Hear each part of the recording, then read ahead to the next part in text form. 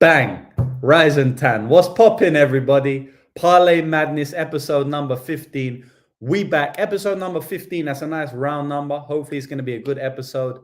As you can see, I'm not in my original environment. So the show might be a little bit more sloppy today. The show might be a little bit clunky. I don't have two screens with me.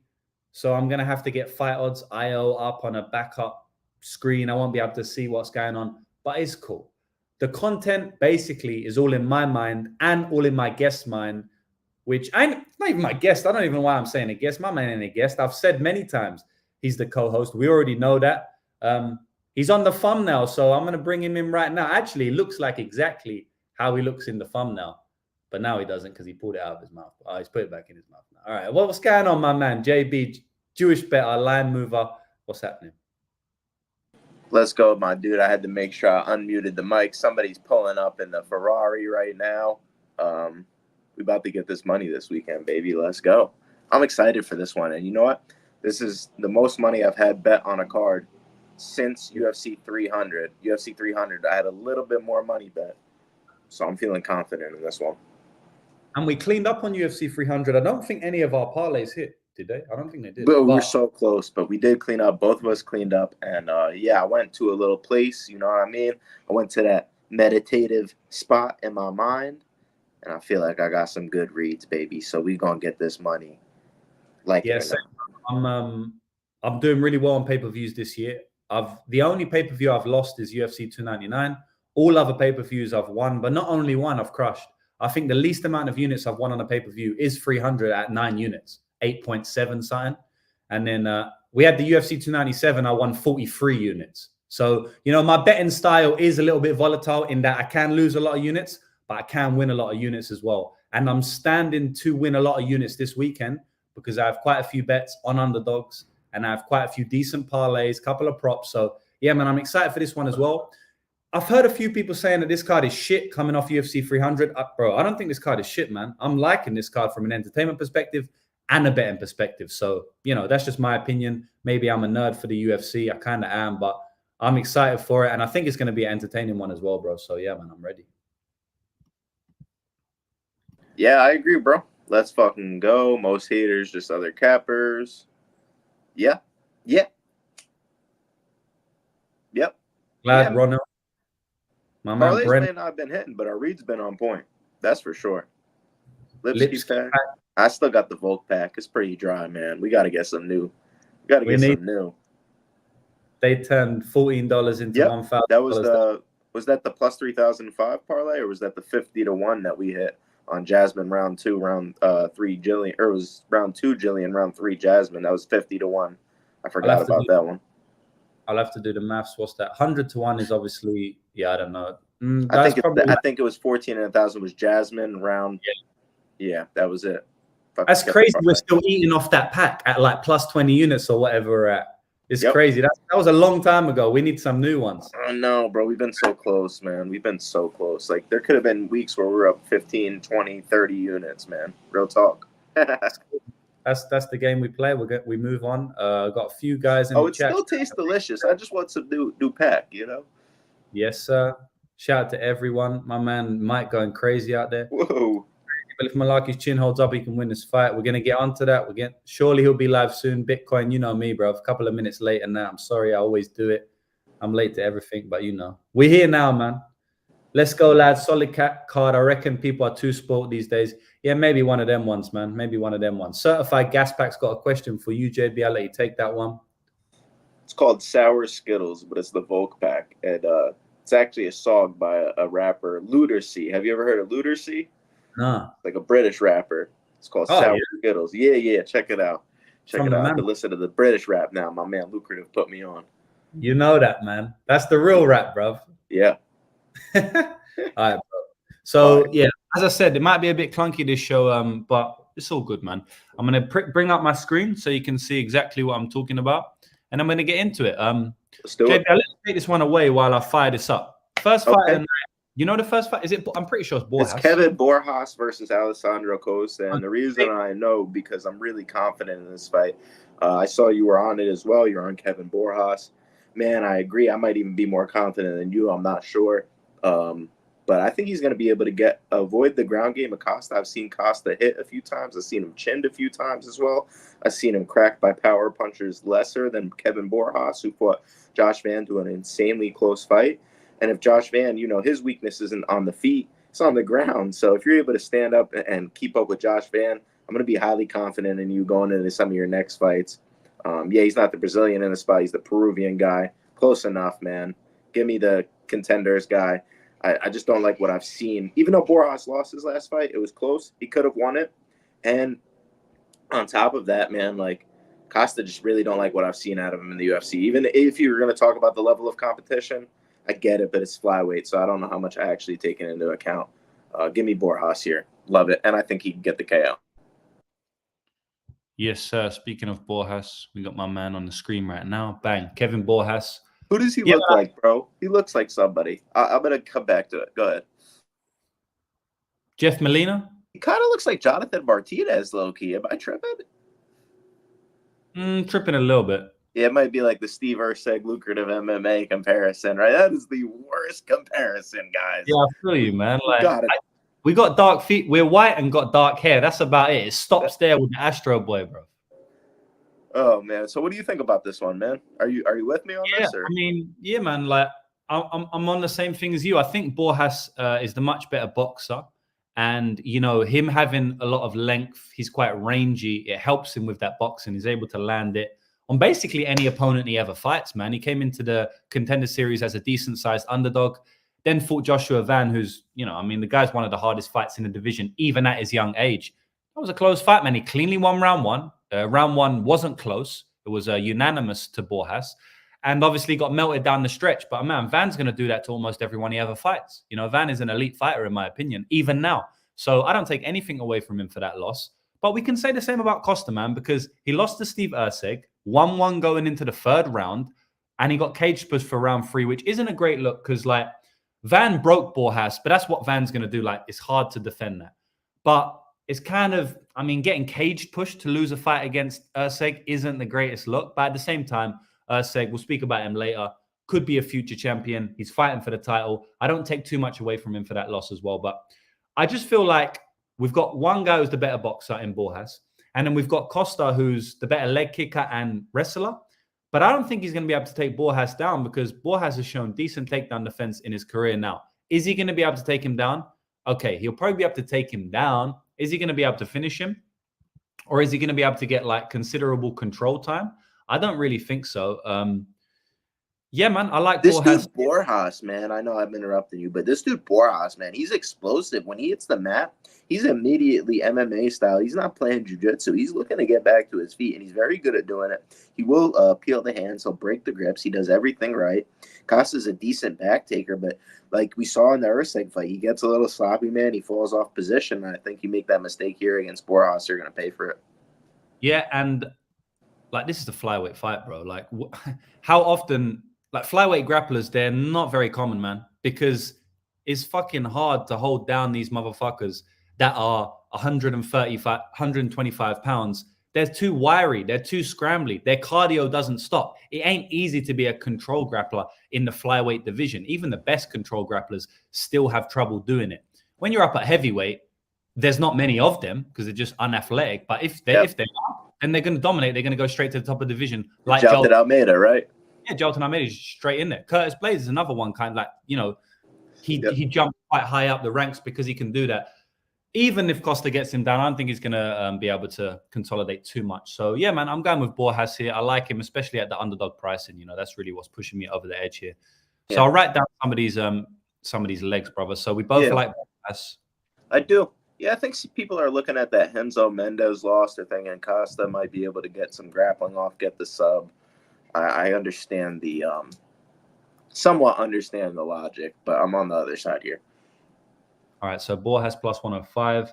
And boys, this is so awkward right now. I literally have my laptop on top of a cushion and I got to lean in. This is all mad, but it's all good, bro. What about the Borjas KO? Yeah, I don't mind it, but it's not the best price, but I think I'll write it down. Borjas KO 200, man. I thought we would get way better than that. Whoa. I mean, his money line's plus 105, right? I thought it was plus 275. I don't think it ever was that. I know it was 225 at one point. It's not saying it here, but I know it was. Nah, it was plus 275. They changed it for whatever reason, and then it got bet down. Not that's really fine. sure. 360 apparently on Bet Online. Jeez. Oof. That might have taken some sort of action of me, maybe like a half unit shot or something. That just tells me that somebody knows something. But I'm not going with it. Not going with it. I will write it down because you never know. What about the under at that point? Yeah, let me have a look. Costa could get the sub. Theoretically, I don't see it, but minus 120. Yeah, I guess I like the other one better. I guess I personally don't like juice. Plus 200. Yeah, I'm good on that personally. Paul has got that dog in him. We've seen Costa dropped a couple of times as well, so you know. Yep. All right, next fight. Bonfim versus Pichel. I mean, Bonfim is minus 650. I ain't going to speak too much about this. I do think that Pichel is very old. He's 41 years of age. I don't think he's looked great in his last fights. I think he looked very bad in that Mark Madsen fight. And Bonfim's a good fighter, man. You know, Bonfim was fraud checked, so maybe people might be thinking like he's not a great fighter. I think he's a solid UFC fighter, man. I think he's gonna win a decent amount of fights in the UFC. He's well-rounded. He doesn't really have that many weaknesses. You know, Pichel might be able to get some kicks off here because obviously in the one fight that Bonfim did lose in the UFC, it was against Benoit Saint-Denis. Obviously, he got grappled, but it really came from Benoit Saint-Denis' aggression on the feet and his body kicks. I mean, that's really where we learned that Benoit Saint-Denis has very, very hard body kicks. It was from that fight. He was just spamming body kicks, and Bonfim didn't really know what to do. So, you know, I guess if you're talking technically, stylistically, there are a few things that Pichel could do. But Pichel's getting on. I don't know if he's going to be able to take the power of Bonfim. Bonfim's a short, stocky guy. He's got a lot of power. I think Bonfim's probably going to knock him out. That's my read on the fight. Yeah, Bonfim for me. Can we pull up Vince Pichel Tapology? Yeah. If that's possible with the situation we have right now. Yeah. I got it. You can see it. Yeah. So, who has this guy fought, right? I know he's fought some good competition, but he's fought good grapplers where he's been grappled, but he's not fought guys with the greatest jiu-jitsu. Jim Miller, yeah, he's got good jiu-jitsu, but he's not like the craziest, I'm going to take you down, submit you type guy. The only time he's ever fought somebody like that was back in 2018, right there. Gregor Gillespie took him down, submitted him.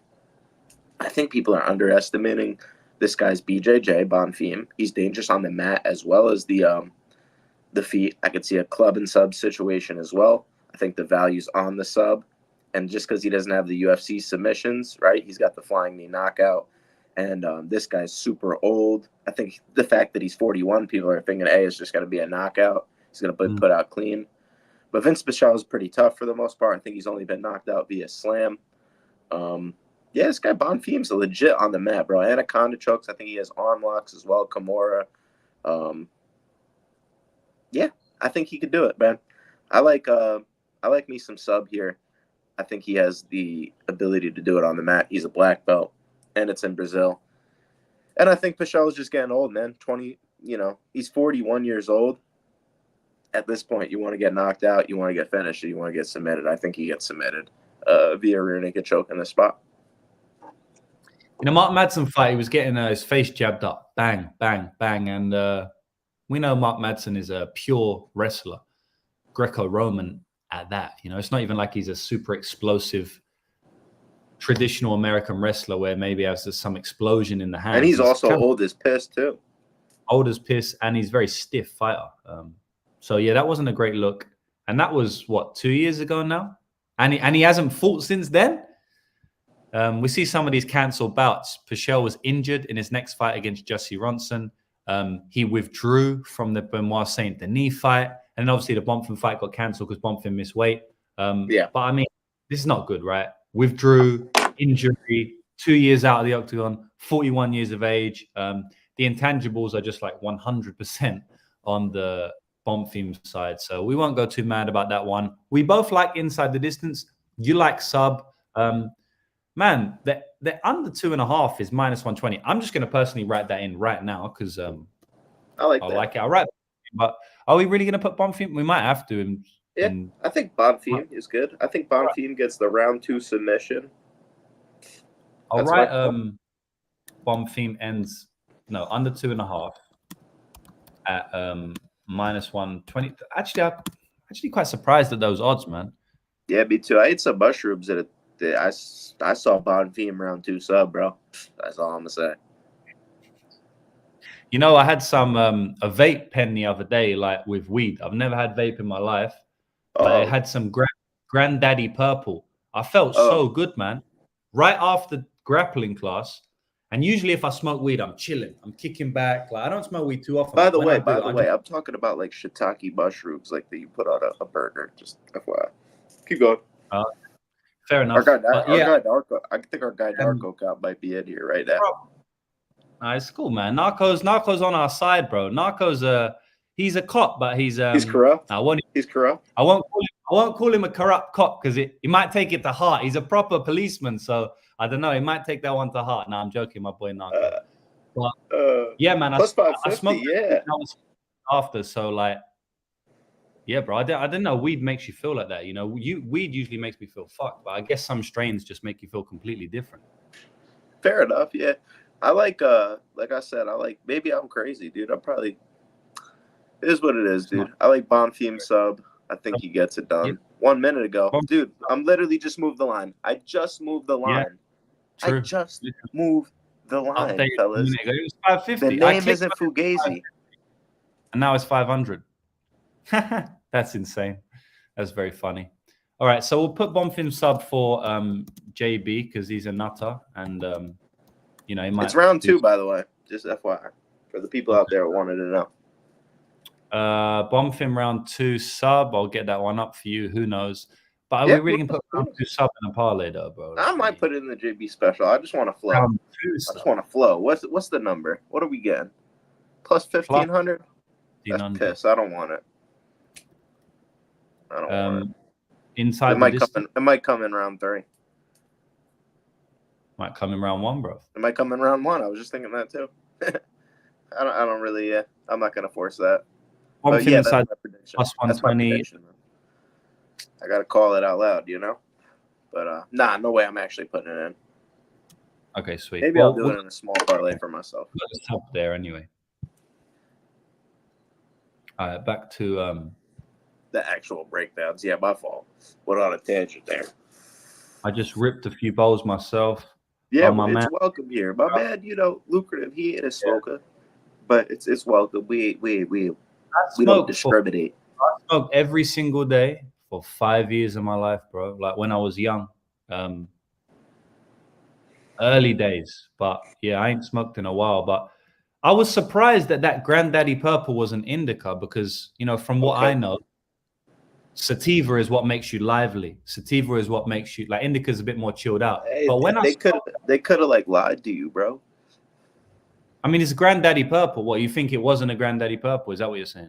Yeah, people just say stuff all the time. No, but it's official. It's official from official, but that's what you think. No, but it's legal. Oh, it's legal weed from a shop. Oh, maybe I'm just. I don't know. I don't think they lie when it's legal from a shop. I mean, it's possible, but for the most part, if you're getting it legal from a doctor, it's called Green Doctors in New Zealand, yeah. And bro, it was making me very lively. Like I trained on it for 2 hours. Yeah, we need to get you some more of that, bro. Yeah, it was crazy, bro. I've never had that experience before. Yeah, my man saying sativa for the tape study. Aesthetic saying currently trying to stop smoking weed. Wish me luck. Good luck, brother. I tried. It didn't work. Why didn't it work, bro? Because I need to. It helps me with the picks, man. I'm telling you, dude. I'm gonna crush this card. I'm gonna crush it. My man, Mushroom MMA, Shiitake Mushroom MMA, and Blunt Force MMA. Yeah, exactly, bro. We get back on track. We get back on track. We here. It's all good. Diane Barbosa versus Ernesta. You want to finish that one off for me, bro? Karakake. Well done, mate. Good man. All right. I don't think that's how you say it. I'm going to be brief on this one. I think Barbosa's going to take her down and grapple her and I think she's going to win a decision or a submission. Yep. I don't think Ernesta has too much outs to win outside of a split decision, close decision. What, via volume? I think Barbosa is a good fight.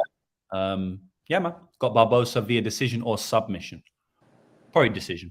This fight sucks. Like, dude, I like Barbosa too, though.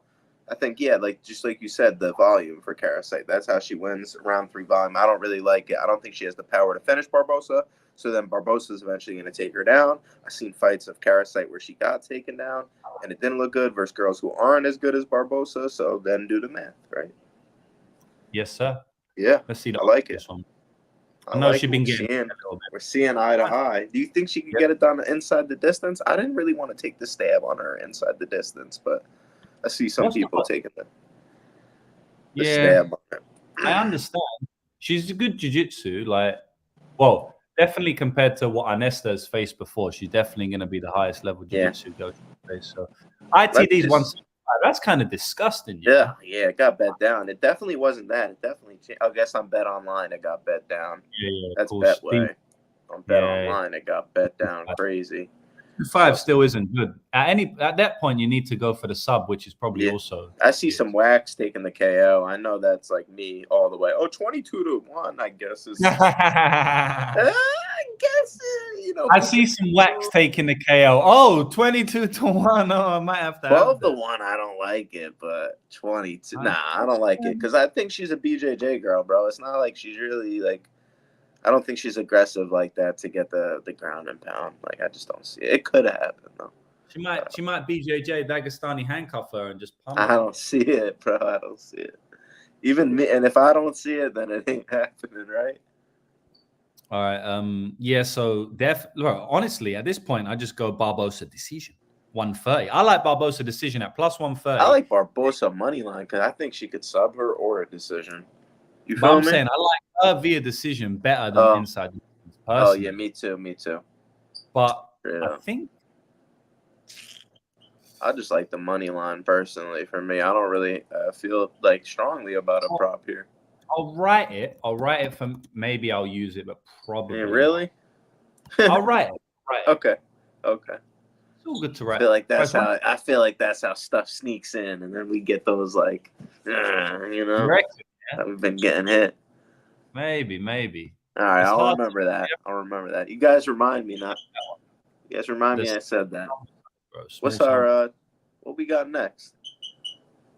All right, Ruffy versus Malarkey. You want to take this one away? Yeah, dude. I think. What are we at now on the odds? Minus 210 Ruffy, Jamie Malarkey. Yeah, plus 192 on Bet Online. That's what we're using. Yeah, why the fuck is Bet Online second now? It's okay. Yeah, I think it's because you're in the American or something. I don't know. Or the beta. I don't know. We ain't betas over here. Why does it say beta? I don't know.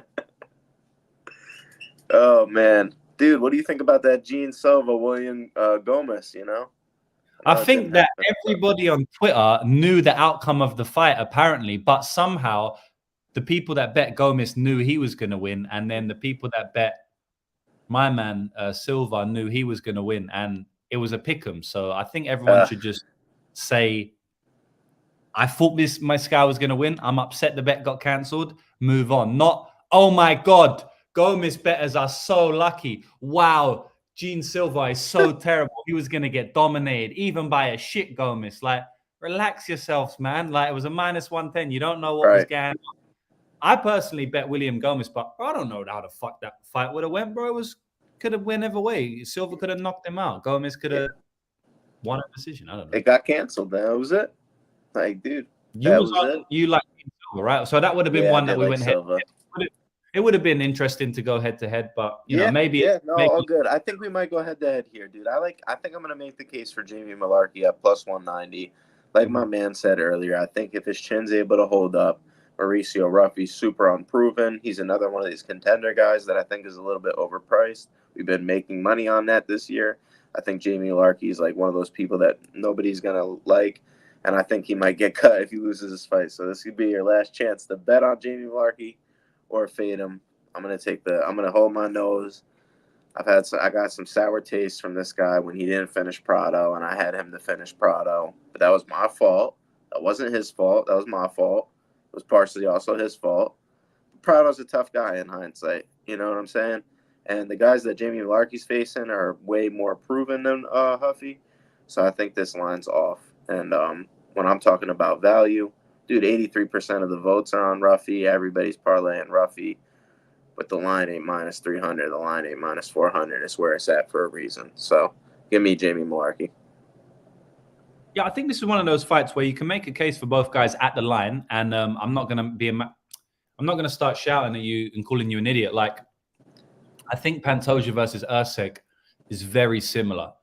Mm-hmm. We'll get to that later. But if someone comes to me and says, I want Erceg for these reasons, I'm going to be like, I completely understand. That's a viable out. You may be right. And then if someone comes to me and says, I'm on Pantoja for these reasons, I will say, I completely understand. That's a viable decision. You may be right. And it's kind of similar with Jamie Malarkey and Mauricio Ruffy at the line. You know, I can see cases of both guys. Personally, I think Ruffy's going to knock him out badly. I've seen Jamie Malarkey knocked out a few times recently, twice in a row. I think his chin is deteriorating. I think his overall game is deteriorating a little bit as well. Jamie Malarkey actually made his name.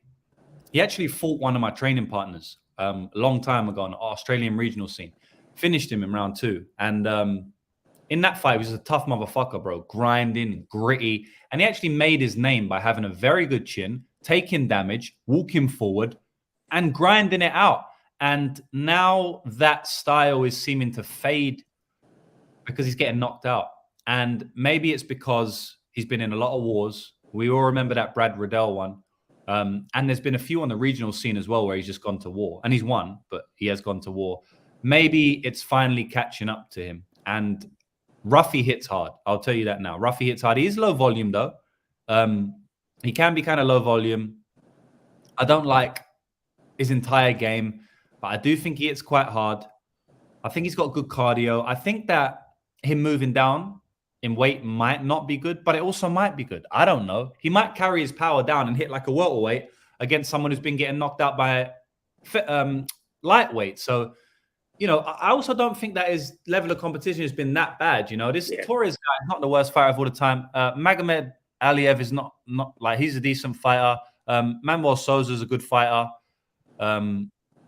So, you know, man, like, I don't think he's had the worst competition of all time. And maybe I'm just too focused on the knockout. I'll tell you something now. If Ruffy doesn't knock him out, like, he ain't going to look minus 210. It'll probably be a close fight. I still think he can win that fight. I think his calf kicks will land all day. And I do think his rear hand will land all day. So even if he doesn't get the knockout, I think he can most certainly drop Jamie a couple of times and even just damage him. I also don't think that Jamie Malarkey is going to be able to grapple him. It seems to me that Jamie Malarkey is probably going to have to grapple him to win the fight. Maybe he can out-volume him. Look, maybe he can knock him out because he does carry power, Jamie Malarkey, right? Early, There are some outs for him to win, but I think most of the time he wins, we see at least a few takedowns and a bit of control time. I think most of the time. Kind of like in that Prado fight, you know? But I've seen Ruffy defend takedowns very well. He impresses me decently in the takedown defense portion of his game. So I feel like he's going to be stuck on the feet with Ruffy for 15 minutes. And personally, I don't think that's going to go well for him. But man, at the end of the day, it's his UFC debut. And maybe I'm fixated too much on the KO. So I don't want to disrespect your view on the fight. No, you're good, bro. I completely understand That's what I'm saying, bro. It's one of those fights where, like, I think both sides make sense, even at the line, in my opinion. We don't always get those fights, JB. Like, a lot of times it'll be like, this fight is minus 300. You can't make a case for him at minus 300. Like, you just can't do it. I do think you can make a case for Ruffy at 200. I do think you can make a case for Jamie at 190. So we're going to see how it plays out. You know, there's pros and cons to both fighters. Obviously, UFC experience is a massive thing, but I guess we're disagreeing on that one. But I mean, Malarkey's got to fly all the way from Australia to Brazil. That's another thing. It's a long ass flight, bro. I'm in Australia right now. If he's damaged goods at this point, I mean, his plus 190. Ruffy could just be minus 500. Yeah, could look like that. You know, it could just be done. Yeah, because he hits hard, man. Personally, I don't really love the lines on almost anything here. I don't think we should really put We're going head to head. Like, there's Yeah, no that's point. what it sounds like. We should just pass. All right. Pass on everything. I mean, Yeah, do we let's move. agree on any totals? Nah, I think we should just move to the next fight. Yeah. Okay. Done. That's how I'm feeling. Yeah. Yeah, I'm good on that one. Billy's saying, can we please do these earlier in the day? Maybe on Thursday or maybe something like that. Or maybe we could do it on like Saturday. It's possible. Saturday now, no? No, it's Friday. Wait, what day is Friday. it? Saturday for me. Oh, okay. Yeah. So you reckon we should do it? Maybe we should do it like the day before. Yeah, we'll figure it out soon. Let's move on to the next fight. I'm trying to find it. Oh no, you're good. What? I think it's not Silva versus Close, is it? Yeah. Yep. No, yeah. So I don't know your side on this one, but I'll go first. I like the underdog, man. Like, this is another fight where you can boys, where you can make a case for both fighters. Don't call someone an idiot for betting Close. Don't call me an idiot for liking Silva, because I think that Close fights close. He fights close with his opponents all the time. You know, a lot of fights that he wins, there could be an argument for the other fighter. And he doesn't. I know he's got a couple of knockouts recently. Joe Solecki one, which was a slam. I was there for that one. I don't want to call it a fluke, but like, it's basically a fluke. You know what I mean? It's not like any indication of his striking ability. It's no indication of his power. It's no indication of none of that. It was a slam. It happened. It is what it is. There's like 5 KOs in UFC history. He's got one of them. Great.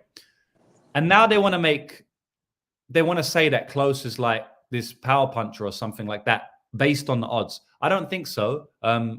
Close, most likely when he wins, is a decision. In a decision, this one's going to be close. Like, Silva's going to have his moments here. The only reason I think that Close could maybe get another knockout is because Joaquim Silva's chin is not great. You know, like, we've seen time and time again that his chin is wobbly, his chin is shaky, it's not to be trusted. But you can't always rely on someone's chin being bad. You know, it's kind of like the fight with Ruffy and Malaki. Like, that's what I'm saying. Both fighters have outs to win, because you can't just rely on one fighter getting knocked out unless they're like Matt Schnell. But then Matt Schnell beats Sumadaji, you know? So it's like, even if you got the worst chin of all time, you can't rely on it every fight. So if this fight goes to decision, you think Close is just going to run away with it? He's the better technical striker. He's definitely got more volume, but Silva hits way harder. He's got way more knockout. I won't say knockout upside because he's got a worse chin, so it kind of evens out. But he hits way harder on the feet. I've seen Close rocked a good few times in his career. He's there to be hit. And Silva's very athletic, very explosive. I could definitely see him landing like a leaping left hook or something like that. He had a good fight with Arman Sarukian. I don't think Close is going to get much grappling time here. If anything, I think Silva may be able to jump on the back, because Drakkar Close gives up his back in every fight he ever fights. That's how he gets up. He gives up his back fully, doesn't really care about anything. Silva, I know time and time again, this guy is just a pure boxer, but his name is Neto BJJ for a reason. He did get that submission in a grappling contest not too long ago. So I do think there's outs for Silva to win in multiple different realms. I think he can win on damage. In Brazil, the crowd's going to be going wild. He's a decent underdog here, but I also understand the case for Close. So I'm just going to side with Silva here. I get the feeling that he's going to be able to land something significant, and it might change the whole direction of the fight. So yeah, I'll go with Silva, but you know, I can see both sides. This is my least confident fight on the entire card, bro. I'm gonna just, if you're on the underdog, I'm gonna just agree with you. If you're least confident and you're getting a plus 150, then yeah, might as well just listen to you, dude. You're sharp. I don't have a strong opinion on it. Yeah. I'm just being honest, dude. I don't even want to lie to you on this one. I don't see any like edge. I think the line's probably right where it needs to be. Do you like coconut water, bro? Oh, I like coconut milk better, but I like coconut water also. You don't just drink coconut milk straight, though, do you? No, you could, bro. Why not? But do you? Yeah, you could. What do you put in it? Do you? Or what do you put in coffee or something? Nah, I don't like coffee, bro. I go straight coconut milk, bro. That's a bit mad, bro. Drinking a talking glass. I used to do that when I was young, though, but that's kind of serial killer vibes, just drinking milk straight out. Man. Heck yeah, dude. Milk's good for you, man. It's good for you. Yeah, I like mushrooms comment right there. What's Mushroom saying? Oh, you like Mushroom's always coming with the mad comments, you know. Yeah, that's our guy right there. Am I wrong? Straight coconut milk is kind of mad. Like, to be honest, I'm not even gonna lie. I am a bit mad. I've done it I've done it a couple of times, not a lot, but it's kind of mad though. Nut mushroom. milk. Mushroom. I ate mushroom the other day. Nut milk. Whoa. Yeah. Apparently, I'm tripping on the underdog here, man. Tripping? Maybe, I guess so. Usually when they say that, you know what happens. Just like we was tripping on Taporia. Everyone. Taporia was the biggest. All right, well, let's have a look at plus 145. I'm going to write it down. Do we end up using it? Maybe I will. I don't know. Like, you're not confident on it. I just think I'm not confident in it. I'm just being honest. I'm not even trying to like move on to the next fight. I'm not in a rush or none. I don't want to seem like that. I'm literally just don't. I wrote it down in my notes. I just don't even like this fight. Oh, you have to. Imagine you just had imagine you went through every fight and you just broke down every fight and you had a strong read on every fight. It just means you're lying at the end of the day, man. Right. I mean, I could just pick a side and look like an idiot. So maybe I'll just go against you. I'll go close. I feel like there's so many Silvers in the UFC. I always have to write the first name because I always forget who it is. There's so many, bro. It ain't Gene, that's for sure. Ain't Kareen either. It's Yo Queen. That's a bar for y'all. Bang. All right, boys. We'll move on to the next one because I don't really care about totals in that one. I could see it going over or under. Elvis Brenner versus Mertek Oralbai. This is okay. Bro. I love this fight. Why don't you take this one away for us, bro? Yeah. Apparently, I'm the new Kendrick Lamar because I came up with a bar this week. You know, with an oral buy. You know, your girl give me head, and then I get her the Uber. I call it oral buy. Ooh, Bang. That's a bar right there, bro. Kendrick Lamar, you're done. I'm coming for you. Man, I'm gonna make the case for Brenner in this spot. His ROI as an underdog has been ridiculous. I know that doesn't mean you always just keep going back to the well, but nobody thought he was going to be Guram. Nobody thought he was going to be Tukagov. Nobody thinks he's going to be Oralbai. I think he's going to beat this guy who's not even that proven at the UFC level. Yeah, he's coming down a weight class. He could be stronger. We don't know exactly what we're going to get with him. Maybe his cardio goes sooner. We don't know. Brenner's a tough SOB. I don't even think this guy can be finished. When I will believe it when I see it. And people are going to keep down this guy. He reminds me of Diego Lopez, bro. One of those type of guys, bro. And he's got the jiu-jitsu as well, hometown guy. We've never really seen Oralbai have to travel that far, see how he reacts. It's a big spot for him on a big pay-per-view. It's not an Apex card. Everybody, I think, just thinks he's going to get held down, and it's going to be easy. I think there's spots that could happen in this fight, but I think Elvis is going to scramble, get back to his feet, make it greasy. And Oralbai, I think, is going to get tired late, and I could see a late finish or a decision win for Elvis Brenner here. Could be like one of those split decision type fights, right? So give me the value dog. You could convince me otherwise, but I got to go with it. There we go. JB coming with, that's the first hot take of the evening. Elvis Brenner money line. Yes, sir. I'm calling him outright. Yeah. Personally, I think Oralbai is going to win a decision. But I do think that Brenner might win round 3. So 29-28 on a minus 300 is not really appealing at all. So I'll stick with you on the money line side for sure, just like you did with me on the last fight. What I will say is that I think the fight's probably going to go to decision because both fighters are very tough for at least over 2.5 rounds, which there's decent odds on that. It's minus 150, not too bad. And I know you said split decision type fight, so I guess you like that with me as well. So we'll write Brenner down in case you want to use it. I personally will not be using Brenner, but we write him down because I ain't going to argue with you. It is what it is. We just ain't putting Oralbai in a parlay, and that's it. Yeah, exactly. I like the over, too. I like the over 2.5 because I see I think it's either a late finish for Brenner or a decision win for Brenner. I like the over 2.5 better than the minus 125. I even stabbed a small Shout out to our guy, I guess our dude Narco. He said the round 3 KO was plus 5,000 for Brenner. Really? I took a small stab on it, bro. Like straight up. Completely understandable. Yeah, Orobai moving down in weight class. Brenner's gonna make it tough for him. Gonna make it gritty for him. I mean, I just said Brenner probably could win round 3, right? Yeah. If he can win round 3, I mean, this guy's a beast, bro. We put the Constantly proving people wrong. I understand he gets hit. The optics could look bad sometimes, but he's just a dog. He's gonna eat the damage, keep coming forward.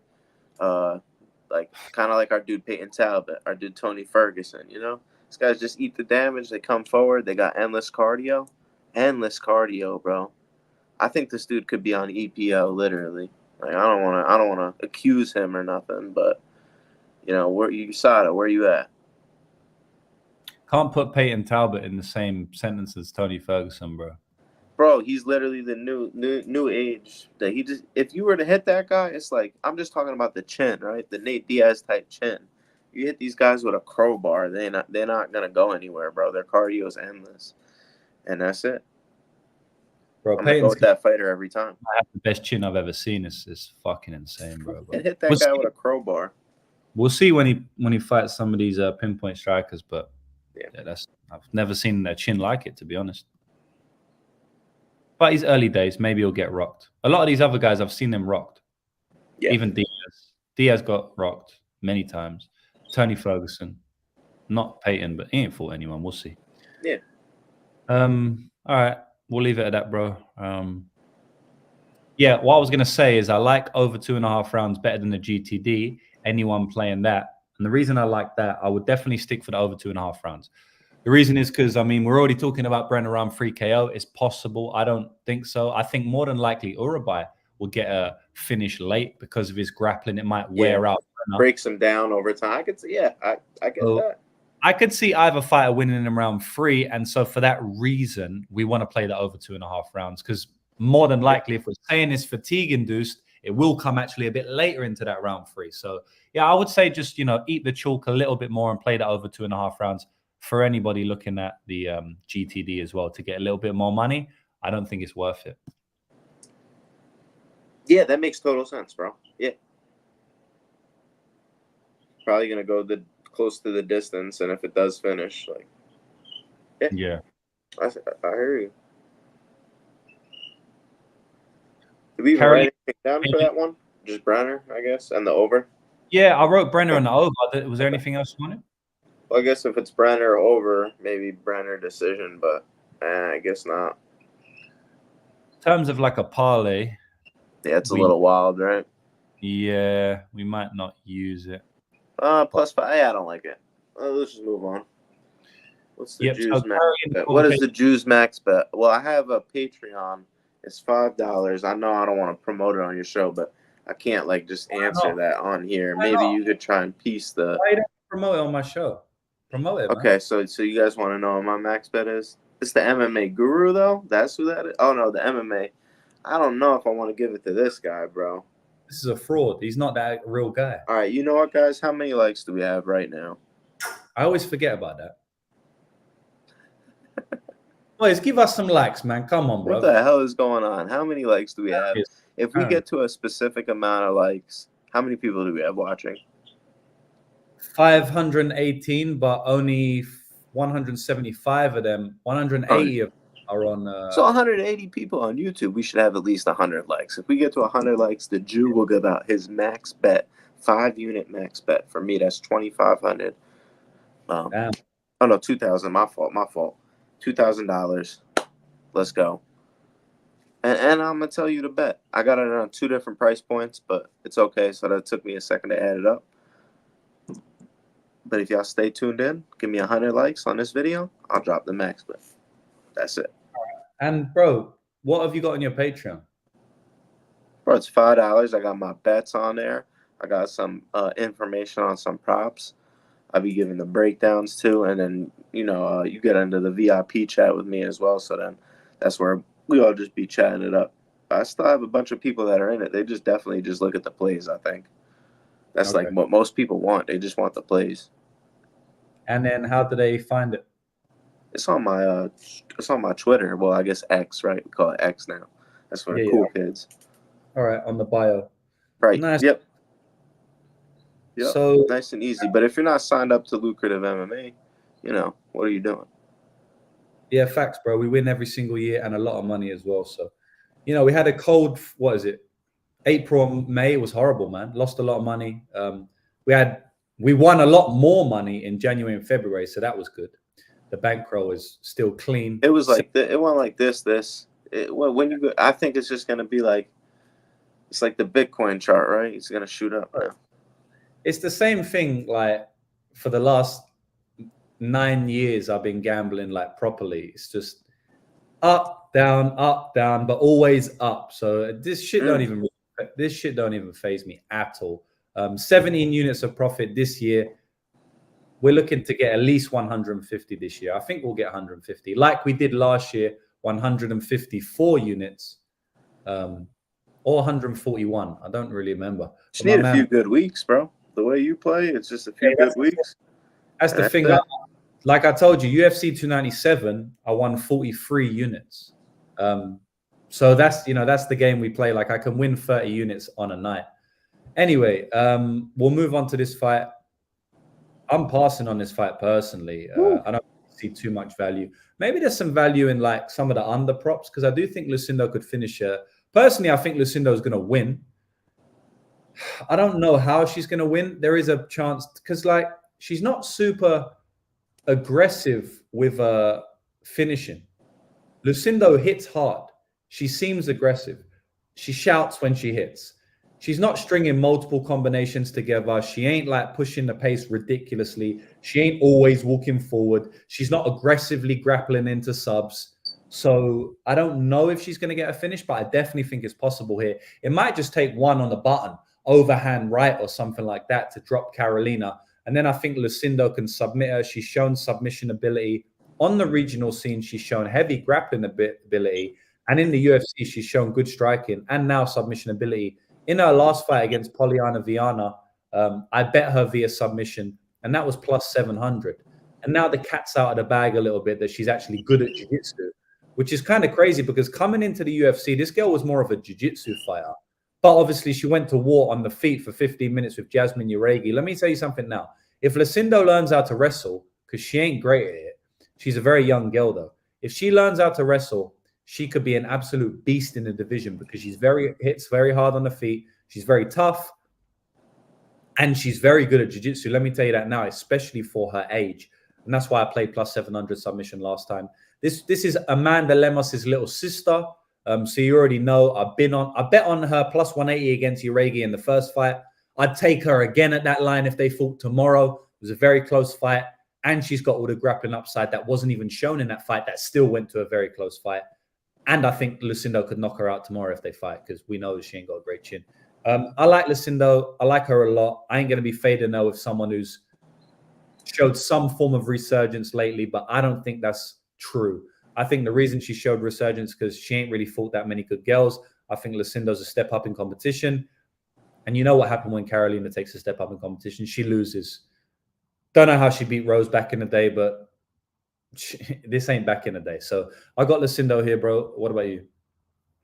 WMMA pass for me. Classic pass spot. I think Carolina could like submit her with a meme armbar. Lucindo's so green, bro. It's just any mistake possible at this price.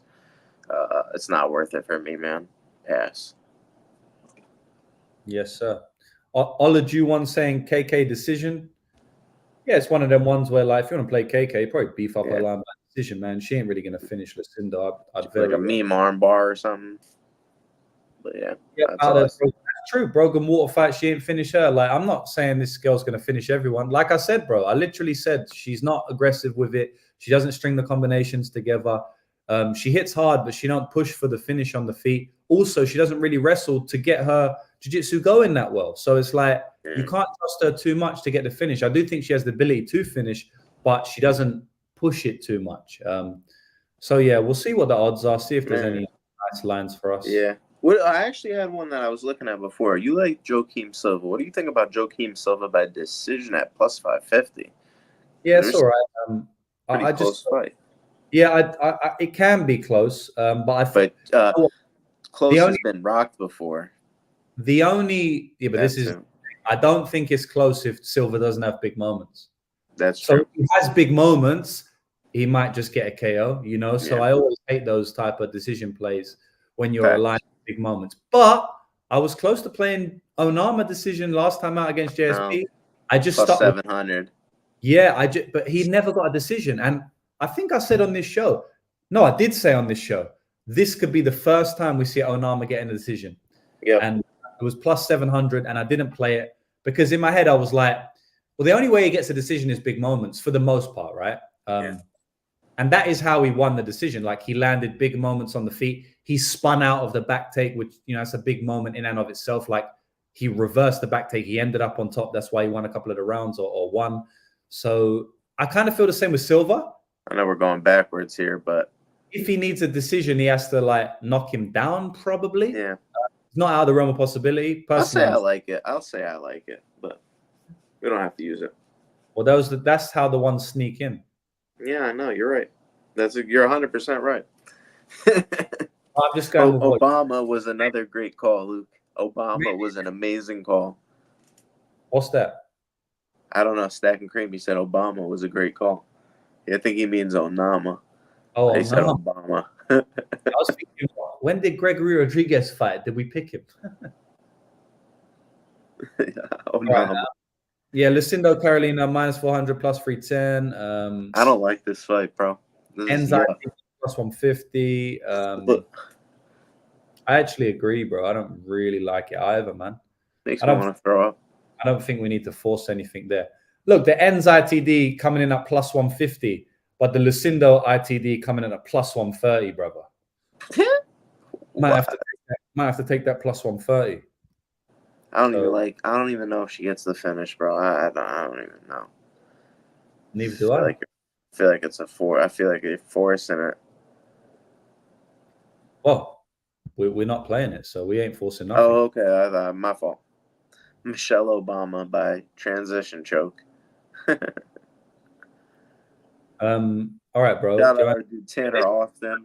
To the night, bro. This is a fight that people are torn on. What do you think, bro?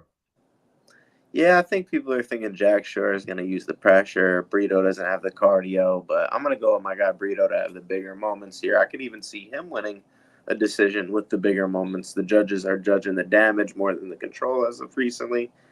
Yeah, Jack Shore could get some of the takedowns, but I think Brito's going to have the bigger moments if he doesn't knock out Shore just flat out. So give me Joe Anderson Brito here. Not sure if I agree crazy with his money line. I understand the opposing side, the grappling, the pressure. The later the fight goes, you can get a cardio dump from Brito if he doesn't have the big moments. But I think he finds the big moment here and gets it. Yeah, it's tough one. Tough one, bro. It's one of them ones where, if I make a bet on this, it's a forced bet. I was looking at the GTD because Jack Shore's very tough. I know he got finished by Ricky Simone. He got caught with a shot. It happens. He's at 145 now.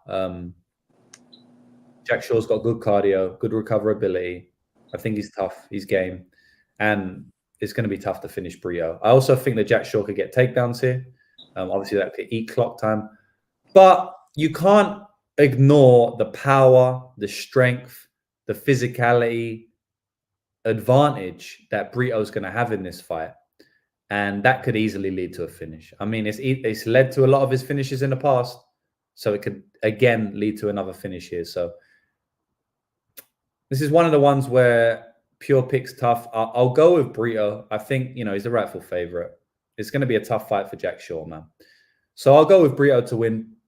Inside the distance decision, I don't really know. You don't like the Lucindo fight. I don't like this fight, bro. So big pass for me. Did you want to write down Brito as the money line side?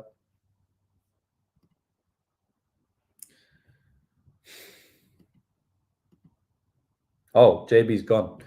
So, boys, I'm actually not. I'm here. Can't see screens right now. Okay, JB's back. I can't see both. Where we teams at with these mother? Could I curse? Yeah, motherfucking likes. What up, my dude Mason Pennington in the chat? Gus B, Blunt Force. A lot of the regulars in the building tonight. Let's go. Do you want to put Brito down as the money line side? At minus 160 or minus 180. Yeah, I mean personally, I like Brito. Yeah, I do. All right. I think he has the bigger moments. I think don't overthink it, guys. I think Brito kind of seems like the public side, maybe, but you could always hedge out, I guess. Maybe bet Jack Shore live after round 1 because I think Brito's going to win round 1 at a good clip more often than not. That's terrible. ITD at minus 110 is ridiculous. Jack Shore's very tough. Brito could definitely win a decision here. 100% he could. I actually kind of like Brito decision, but the line's not that good on it. 350. It's not too bad for a favorite, a minus 170 favorite. I think Brito knocks him out in round 2 or submits him in round 2. It's going to go just like the Pierce fight. Pierce don't have as good a control as Jack Shore, though. I will say that. He'll get as many takedowns as Pierce, though. Right. But if he does get a takedown, he may be able to consolidate better than Pierce did. That's what I was thinking in my head. Because Pierce just makes some boneheaded decisions sometimes in the grappling, whereas Jack Shore's a pretty good positionally solid Welsh grappler. They're not like maybe the best submission guys, but they're pretty good like positionally, right? Yeah, speaking about Welsh grapplers, let's speak about a Scottish one. Paul Craig. This guy's got an amazing resume if we look at the wins. Not a great resume if we look at the losses, but he's just one of those enigmas in the sport. You know, we don't get them too often, but it's always fun to see a Paul Craig fight. It's rarely boring. Even a Vulcan fight went to decisions. Probably one of his most boring fights. It was a decent fight, man. He got knocked out a couple of times, but somehow Vulcan won by decision. I think Kai Bahaio's going to fuck him up, really. I mean, it's a setup fight for him in his hometown of Brazil. They obviously like Caio. He's got the look. He's got the record. He's got the flashy style to some degree. I know he doesn't have that many finishes. I know he can be a little bit boring, but he's bouncing in and out of range. He is looking a bit interesting. He is athletic. He can grapple. They are trying to push him, and you can see why on tape. Paul Craig is there to be hit. His chin isn't good. He can gas a bit. He can quit in there. And outside of a meme finish, he ain't got many outs to win many fights. And he definitely doesn't have many outs to win this fight. I don't think that he's going to be able to submit Bahaio. I think Bahaio's too well-versed of a grappler. He didn't submit Vulcan, and Vulcan was in his guard for most of that fight. So he couldn't submit Vulcan. Go through submitting everyone. He can submit anyone on his day, but he hasn't submitted some average dudes on the ground. And I think Bahaio is better than average on the ground. So I'll go with Bahaio to win. Bahaio to win inside the distance. Bahaio to win via KO. That's my read on the fight. Yeah, I think Bahaio's going to make everybody sweat their inside the distance bet. I like round 2, round 3, but I specifically like round 3 a lot at plus 1,000. I think he's going to, in round 1, he's going to have to avoid the submissions, I think. He's going to have to avoid guard pulls, a lot of crazy striking situations. I think he gets the better of Craig on the feet, but they kind of feel each other out. Gets to round 2.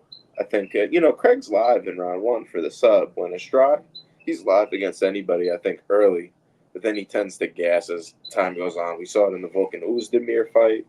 Uzdemir was able to get it done. I think Baralo's a lot better. So I like Baralo KO 3. And then just round 3 in general. The later this fight goes, I think he's going to get more and more strong. The Brazilian crowd's going to be on his side. And they're pushing this guy. He's not really a finisher, but they're pushing him to get the finishes, right? So it's just telling me in my heart of hearts, when I went and I was on that, on that meditation vibe, I just saw it in round 3. It's in there. The pack is coming. That Paul Craig round 3 pack. Baralo is going to finish him ground and pound or standing TKO. Okay, bro. This guy's a good striker too, Baralo. People sleep on this guy's striking as if he's not a good striker. He's a smart fighter. And he does what's good, but the UFC wants him to get the finish here. It's in Brazil. He's going to do it for us in round 3. I agree. I guess Ohio State, you think he knocks him in 1. That could happen. So maybe the KO is just the way to go, right? Yeah, I think that could easily come in round one. I kind of agree with Ohio State there. So, I'm not. You was on your vibe and that. I can. Yeah. No, it's I cool. It's cool. Look, I was on my vibe on Guskov round one, and it came in round two. It happens. Yeah, I guess it could come any round, but I do like him to just finish him quite early. I think the crowd's going to be roaring. I think he's going to start hot, and And Barao, the way Craig fights too, right? Exactly, he fights like a nutter, and also his style, Bahio. It's tough to get a read on his striking early because he's bouncing in and out of range. He's got that karate movement. He's got good leaping shots, right? He's a leaping right hook, comes with the southpaw too. It's not easy to get a beat on that, but once you get a read on it, you can kind of know what's to come. So and that's why just avoid the submissions, right? That's why a lot of that. Yeah, that's why a lot of these type of karate guys get early finishes. But if you're going like 2-3 rounds of them, you're probably going to last the decision because you've kind of like figured out what they do and what they're about. Right. Kind of like Stephen Thompson, he's got a couple of early finishes, but he ain't really getting finishes deep into fights. If you're lasting deep, he ain't really catching you. I like Bahio inside the distance a lot better than his money line. So I'll write down Bahio ITD here. What's the number on that? It's 125. Oh, I love that. I mean, he's minus 650, so I think we just take that instead of the money line, man. Yeah, like I said, Craig's live early, but I don't think it's. I think. Bro, KO plus 225 is very nice. Yeah, that's how I see it more often than not. Yeah, Craig ain't got. He can also be submitted, Craig, because he kind of quits, but. Yep. Fair. Yeah. I think he's gonna knock him out. I like that ITD number though. Can't lie. Yeah, so we'll leave it at that for now, and we'll move on, bro.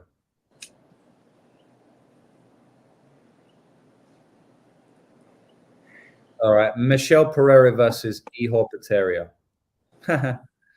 This is a good fight, man. Every time Ihor Potieria fights, I just get reminded of Ihor Potieria round 2 KO plus 1600 against Rodolfo Bellato, and I mean that shit was right there, man. I thought that like another referee would have stopped it, and I would have won 8 units. But that's the swings we get in MMA. It is what it is. I think he's live for another KO in this fight. I think he's live for a KO in most fights. I mean, Potieria swings for the fences. He's a duelist, and Potieria is very, very durable. I think that is something that a lot of people don't know. He's very durable. He just gasses out. And when he gasses out, that's when you can take over. But he hasn't fought someone like Pereira. I don't think he's going to need to gas out to get finished like he has been having to do in all of his UFC losses like Bellato and Negameriano. I guess Carlos deaded him round 1, but for the most part, you finish him because of cardio. I think Pereira is more of the Carlos Ulberg ilk, where he could just finish him early. Potieria is a nutter. He's going to come forward like a madman. Pereira is also, he's not a nutter in that regard. He's going to bounce in and out of range, but he's so athletic. He's like another one of those fighters, man, where he's like one of those, like it's very hard to get a beat on his striking early. So he's going to get a lot of early knockouts. And if he doesn't, he might go to decision. And that's literally what's happened basically most of his career. The guy's got a bunch of round 1 knockouts, even back to the Danny Roberts fight. And then outside of that, he's going to decision, right? It's because like once you get a read on their style, it's like, all right, I know what he's going to do. He's bouncing in and out of range now. Let me just stop those kicks. Let me stop those straight shots. Like it ain't that hard to defend. But it's still hard to win against. That's why he's winning all these decisions. I think that more often than not, Pereira's going to find that chin. Pereira's going to find that body. He's probably just going to spark him out early. But I wouldn't mind the shot on Potieria, round 1 KO plus 1100. It's not the worst odds I've ever seen. But yeah, I'll pick Pereira KO here. Maybe so. Yeah, no way we're going with Pereira here, my brother. Absolutely not. I'm standing my ground. Ihor Potieria is going to get the job done. I'm not picking him outright, but these odds are ridiculous, my brother. I agree with that. Yeah, round 1 makes sense for Potieria. I think I was looking at it before. Well, let's go back and look. This fight to end in round 1 KO is 1100. This fight to end in round 1 is plus 110. But Yeah. Pateria in round 1 is plus 1,200. I think in round 1, this fight's fairly 50-50. Am I tripping? I wouldn't say 50-50 because Pereira's a much He's cleaner explosive. Yeah. But, I mean, this guy got knocked out by Dusko Todorovic. in round 1. Yeah. That was the weirdest knockout I've seen. And then like, the Connolly fight, bro, that was awful. He don't do that shit anymore, man. We can't pull on that to speak about him. I think once a stunt puller, always a stunt puller, my man. And on top of that, the Fiallo fight where he was a big favorite and Fiallo came in and he didn't finish Fiallo. Everybody in the UFC that fought Fiallo finished Fiallo. Cameron Van Camp was closer to finishing Fiallo than this guy. Fiallo had a good well, I don't know. That round 3 was a bit tough, bro, when you started kicking him in the body. But Fiallo, bro, he rocked him in that fight. Ihor training with Strickland now. Bro, I was there for the Bellato fight too, man. That was a crazy one. He definitely should have won. I had Ihor round 1 KO. And it was close in round 2. But then I had Brundage round 1 KO, and it all made up for it. But I like Ihor here, man, for the upset. I'm gonna go with it as well. I see a few people taking it, but I'm on their side too. I think Ihor's got the skill to get it done, and this dude Pereira fight's super close. And just it's the same way I feel about the Javid Basharat one. Like, this guy's always going to decision.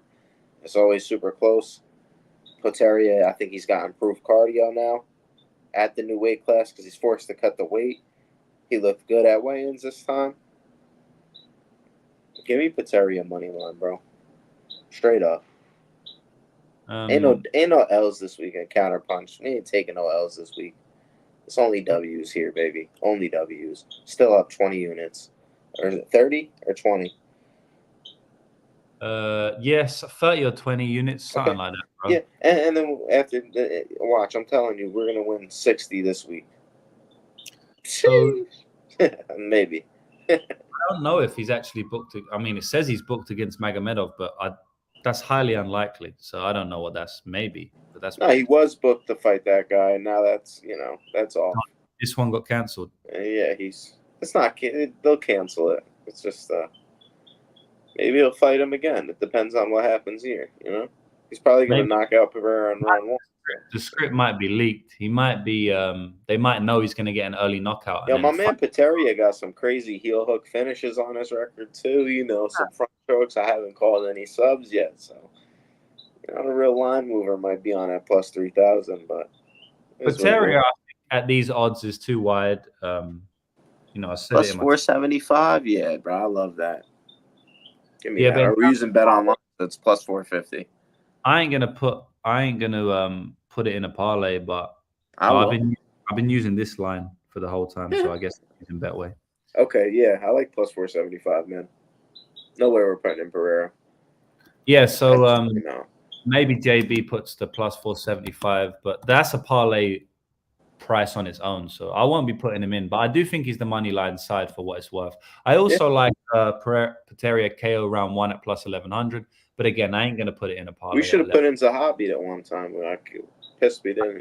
But it's just you should have put in Zahabi, or you should have just played Zahabi alone, which is what you did, and you still made a lot of money. So I don't know. Yeah. It's just, I like him. If it's plus EV, you can put him in, but you just have to understand that the variance on plus 475s is so fucking heavy. But we fucking put in a minus 275. Like, that's just the way I think about it, bro. We put in a minus 275 last weekend, and that shit flubbed the bet anyway. So it's like when we hit, dude, we did a 50-1 parlay on our first episode together. Yeah, but that was all like plus 110 legs, plus 130 legs. No, dude, you hit it was a 2-leg parlay. Jasmine round 2, Jillian round 3, and you made it. You were confident in it, and it hit. And we were up 50 units from it. And but then we put in Span like minus 275, and that shits the bed. Like, that's just how I could be wrong. Under 1.5 rounds. No, it is, but like we did that before, right? But basically, we have to understand, because things have changed now, right? Yeah. We already spoke personally about, all right, let's maybe we spoke about this on the YouTube last week, that we're going to try and make the parlays a little bit less risky. Yeah, but in my like heart of hearts, bro, I don't like that, bro. Like I have to be straight up honest, bro. Like that's just like my intuition tells me that's like But that's not the way completely to do different it. conversation than we had last week, which Yeah. is fair enough. But if we want to have that conversation, but that's completely different Yeah. than what you were saying last week, though. Yeah. Yeah, No, I mean it's just like an attempt, right? It's just an attempt. You never know. plus EV And is plus especially on a week where we're not so confident, right? Like this is a week where I'm just like, bro, we're gonna hit. I feel it in my heart of hearts. The palms are itching. It doesn't matter what odds you put in. Like plus EV is plus EV. Mathematically, it doesn't matter. The only thing that it affects is the variance. There's going to be more variance on a massive number just because you're going to lose more. So it's really about the mental aspect of the game, not the mathematic aspect of the game. The mathematic aspect of the game, yeah, is completely making sense. But because people are watching the show, because we spoke about, all right, maybe we make the parlays a little bit less.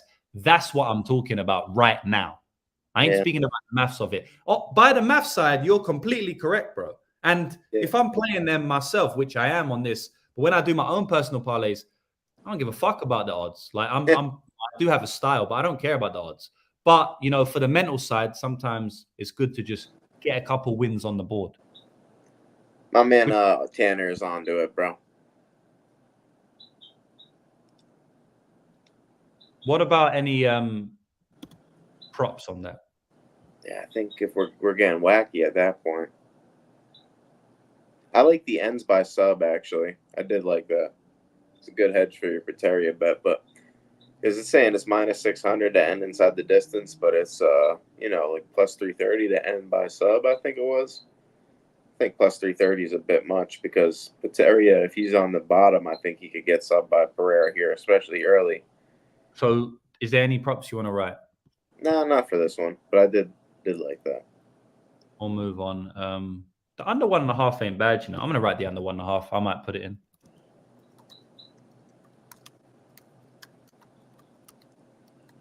It's a bet.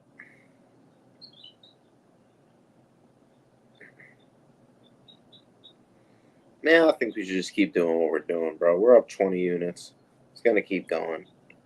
Like I said, we might go down, but then there's the 1 week we hit. It's gonna be 15 units on one parlay, 10 units on another, and you're back right in the game. You know what I'm saying? Yeah, the thing about it is, bro, is like if you're being completely honest, is that you know there's like 5,000-6,000 people that watch the show, you know, on average, and we got 30,000 at one time, and yeah, it's a difference. It's a difference, bro.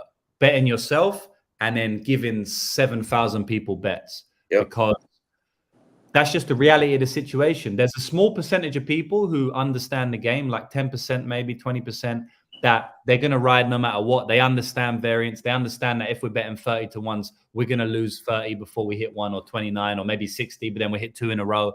There's a small percentage of people that understand that. The majority of people are going to get pissed off, are going to say, oh, you guys ain't hitting no parlays. You can't convince those people anyway, though, James, and then they're going to go back to their other channels, and this isn't a knock on anybody, and they're going to give them a 3-leg parlay for minus 180 every single week, and it's going to hit once every 4 weeks, and it's not profitable, and they never track their bets. But that's not the only option. True. The other option is doing exactly what we're doing, but instead of putting plus 600s in a parlay with a plus 700, we do like we've got here. We do a plus 105. We add that one with a plus 145, and we call that a parlay at plus 400. Whereas before we was like, no, it's not 10 to 1. It ain't even a parlay material. So that way, it's still plus EV. It's still plus EV legs, both of them. There's still decent odds, plus 400. They just ain't 30 to 1. So we're reducing the variance while still playing good odds. But I understand what you're saying, but I also will say that there is a better way of doing it or a different way. That's what we discussed. 100%. And I'll be interested to see what the people think, because I think a lot of people now are going to be like, yeah, no, you should just, do the big parlays, because that's what people want, big parlays, right? But then those same people are going to get super pissed off and say, no, you guys, you didn't hit any parlays and stuff like that. So, bro, it's just, you have to just conduct yourself a little bit differently when you're giving 7,000 bets to the people, especially when it's a free show. If it's my personal brand, then I can do whatever the fuck I want. Like if you sign up to my website, Lucrative MMA, then I'm just going to tell you how I bet. I'm going to give you what I bet. And if you can't handle the variance, or if I bet volatility, then that's up to you. But if I'm doing a free show, I mean, that's literally what we discuss, right? Yeah. Michael Aslan said it best. Guys, the show, it's called Parlay Madness, not Parlay Reasonableness. Shout out to my man, Dan Levy, saying, hope you're having a great night. Good luck tomorrow. Thank you, brother, and yourself. But yeah, man, it's an interesting discussion, but like, very. We already had this discussion, you know, but I guess now we're just doing it live on show. I like actually the tier system, right? Where we do 3 parlays, where it's like kind of like safer parlays. Then we do like mid tier, like plus 1000s, and then we do like one each long shot at the end. That's what I like. I like that. Yeah, we could do. That sounds good. But like it's 15 shows in, we're still kind of half. We don't really know exactly how to approach it. At the end of the day, man, the show's been a massive success since it started. I don't know any other show that tracks their bets when they're giving out free bets on the show, other than what they're saying they're doing themselves. And we're up 20, 30 units. So I don't know. I'll check the. I don't like it. We'll have to get the official stats up. At the moment, the show's been a huge success. So yeah, man. Here's to more success. Lucrative is the professional. That is so true, brother. That is so true, bro. Yeah, and you know what? You need good personalities, though, like this on the show. But you need multiple personalities because it's content part of it, too. If nobody wants to watch the show, if we just came on here and said, yeah, I think low calf kick, yes, nobody would want to watch the show. Yeah. So you need JB. It's part of the game. Bro, 100%. It's like it's duality, which is good. And then, you know, you're always going to get people. I love this guy's comment. But you're always going to get people like that. They don't understand the game. They're stupid, but it's fine. You know, it's cool because majority of people always showing love. But I also do understand the reduction of variance makes for the viewer experience better, which is always what I'm trying to do. Not only I'm just doing this and I'm doing it my way. I am also trying to like make the viewing experience better for the 6,000 people that watch this show every week. So it's just it's just pros and cons. We've been so close on like one leg though. Like one leg. If we really went back and looked at all the parlays that we missed by one leg, and it's like, and not just one leg, like Dobson round 2, he was, or what was it, Dobson, whatever. Dude, Dobson round 2, round 3, that should have happened. Yeah. Or there was another one, Guskov. Me. It just happened, bro. That was a lot. That was a lot. So many. The wet wipe. Why is my man? It's cool, bro. You know, they watch it, they tail, but they still comment. You know. Yeah, you don't even have to tail the. Not everybody has to even tail, man. It's like we're tuning in. We're doing content anyway. Like it's not just all about Guskov's fighting again this week. Bro, he's fighting again, which is kind of crazy coming off that brutal knock. I guess he didn't take too much damage apart from the first round. So, yeah, man. He's going at it again against Vitor Petrino this time. So, who do you think is going to win? Petrino, but I think the odds are ridiculous. I think Anthony Smith is a consummate veteran.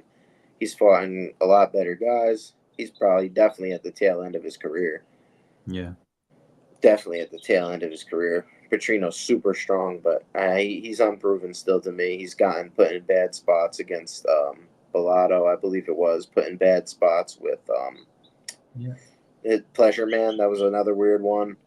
So, yeah, I think Smith is live here for the underdog role. I'm not going to take him outright, obviously. I'm never going to say Petrino should be a minus 400 favorite here. Maybe you look for Petrino late. I think he probably, grapples Smith here. Puts him down. Smith doesn't have the best takedown defense. He gets back up. Matt returns, starts to play the jiu-jitsu. But yeah, I like Petrino decision. Okay. But I think that's my read on the phase Petrino decision. But I think if it goes to decision, then dog's live. I get the Petrino KO, right? That's what I think. That's just like the square play, though. Yeah. Sometimes the square play hits. I know. It's funny because sometimes there was one we called out as the square play, and I think it hit. And then like a bunch of people said, the square play hit. Ha ha ha ha. For real? I can't remember what it was, bro. It was like, this is the square play. But bro, when we say square play, those odds are like minus 200, like most of the time. You know what I mean? So Obviously, they should hit, but I do agree that Petrino KO is kind of the square play. At the end of the day, if we look at his career, man, the guy is like, he's going to decision quite a lot, or he's going late a lot. Pacquiao, he went late. Pleasure Man, he couldn't finish him. Who else? Tyson Pedro, he couldn't finish him. And I bet on Petrino because I knew Tyson Pedro was retiring after that fight. And I thought he was good. I also bet on that was huge inside info, by the way. Yeah. And I don't by know the if way, anybody else knew that. New Zealand's a small place, man. There's not too many people that have connections to New Zealand. But Bro, there's huge. There's two New Zealand fighters fighting next week, so you already know we'll have some potential plays on those fights. But yeah, like, you know, even in that fight, I bet on him to win in 2-3 because I knew he's going to retire. I didn't think Pedro would be all there mentally. Obviously, retirement fight, you know, it's kind of like an auto bet. You bet the other guy even ITD.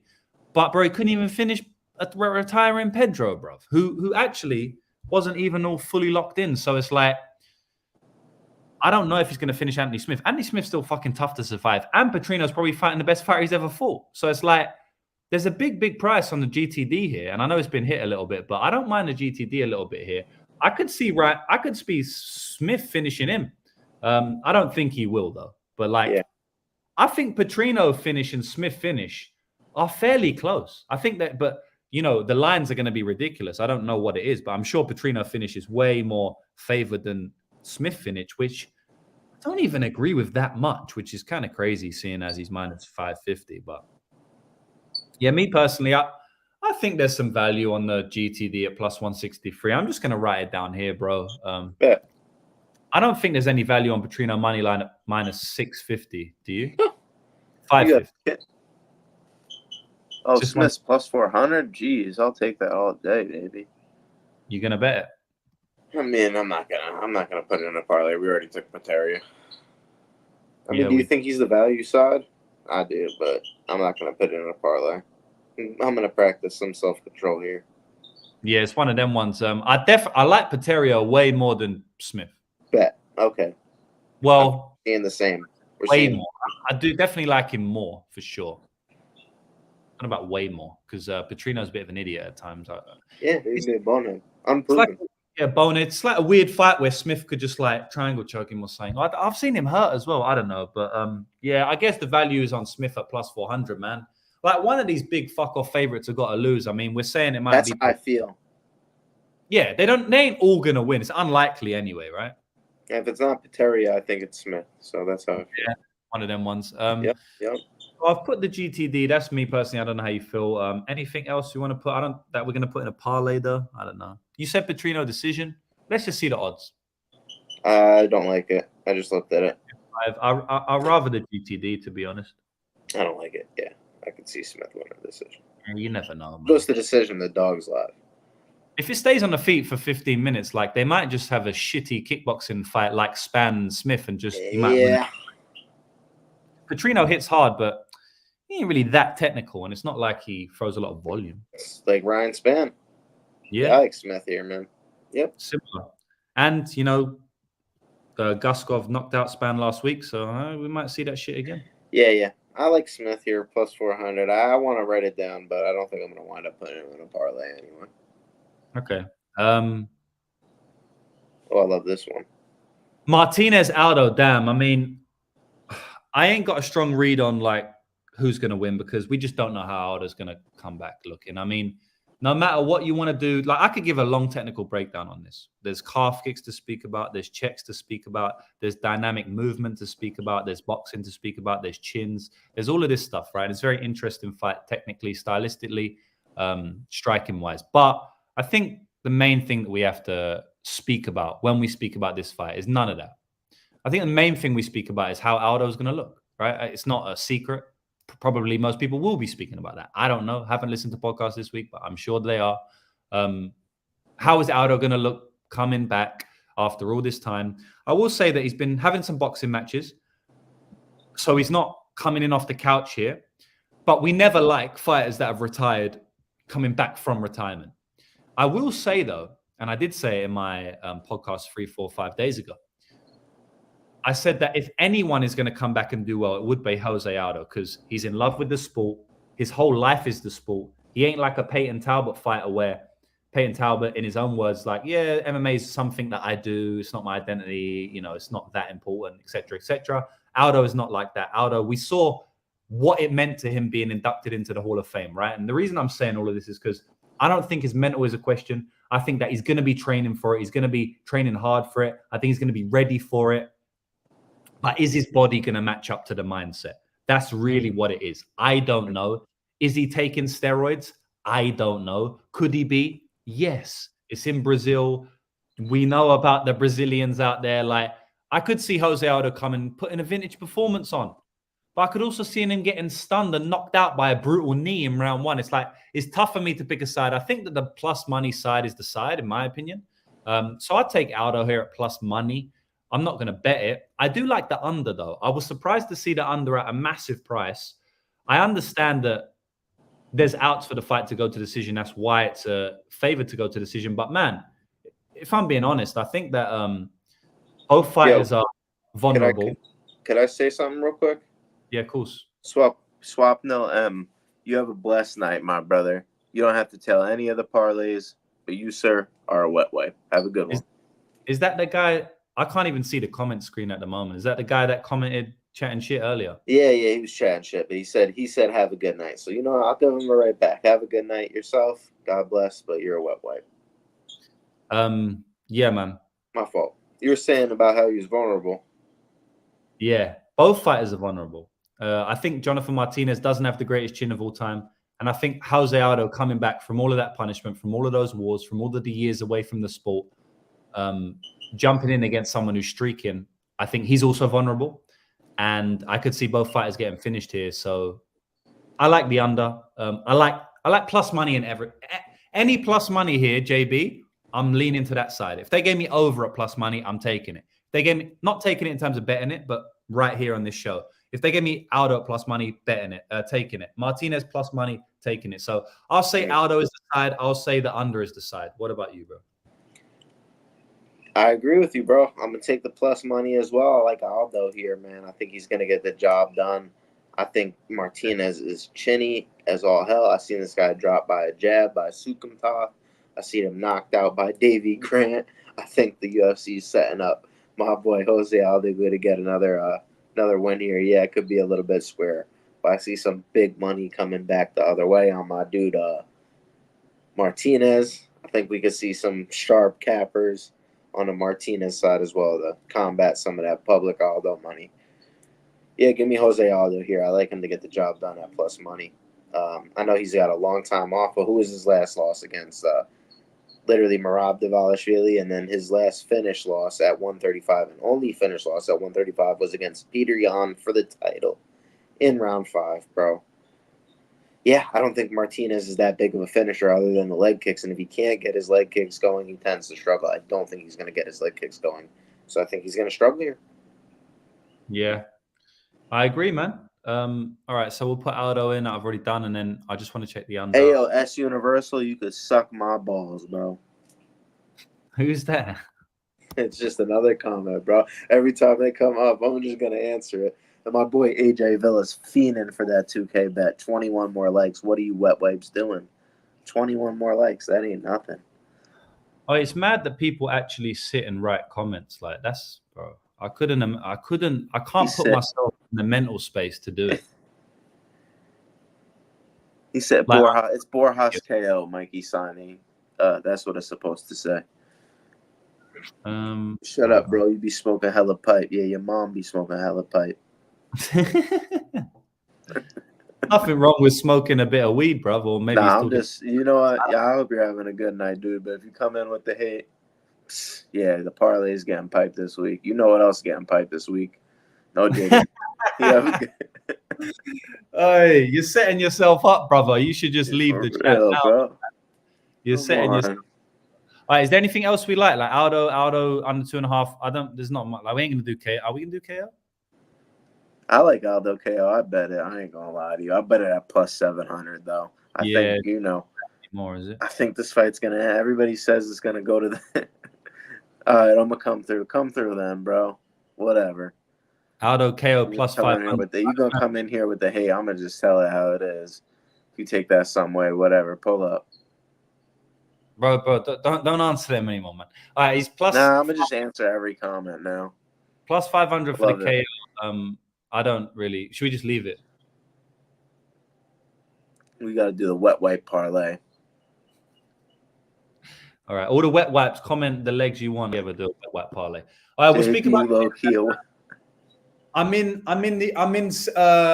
Where am I at? I'm in Australia right now, and the boy from Australia is getting a title shot. Kind of unassumingly, you wouldn't expect Steve Erceg to get a title shot, but Manel Cape dropped the ball with missing weight or whatever he did, and Steve Erceg had a great knockout, man. So they're giving it to him. This is a very big step up in competition for him. It's a tough fight for him. Man, I think Steve Erceg has a real shot of beating Alejandro Pantoja here. Let me say something. Alejandro Pantoja is the worst striker. Like, he's not as good striker, but he could win the durability war. I said this on my podcast 5 days ago, and usually I mention stuff that I think is important, right? And something that I think is important to understand is that while Steve Erceg is the better striker, he does have the worst chin, and Pantoja will get into brawls because he knows he's got a great chin, and he will land shots, even on fighters that are much better strikers than him.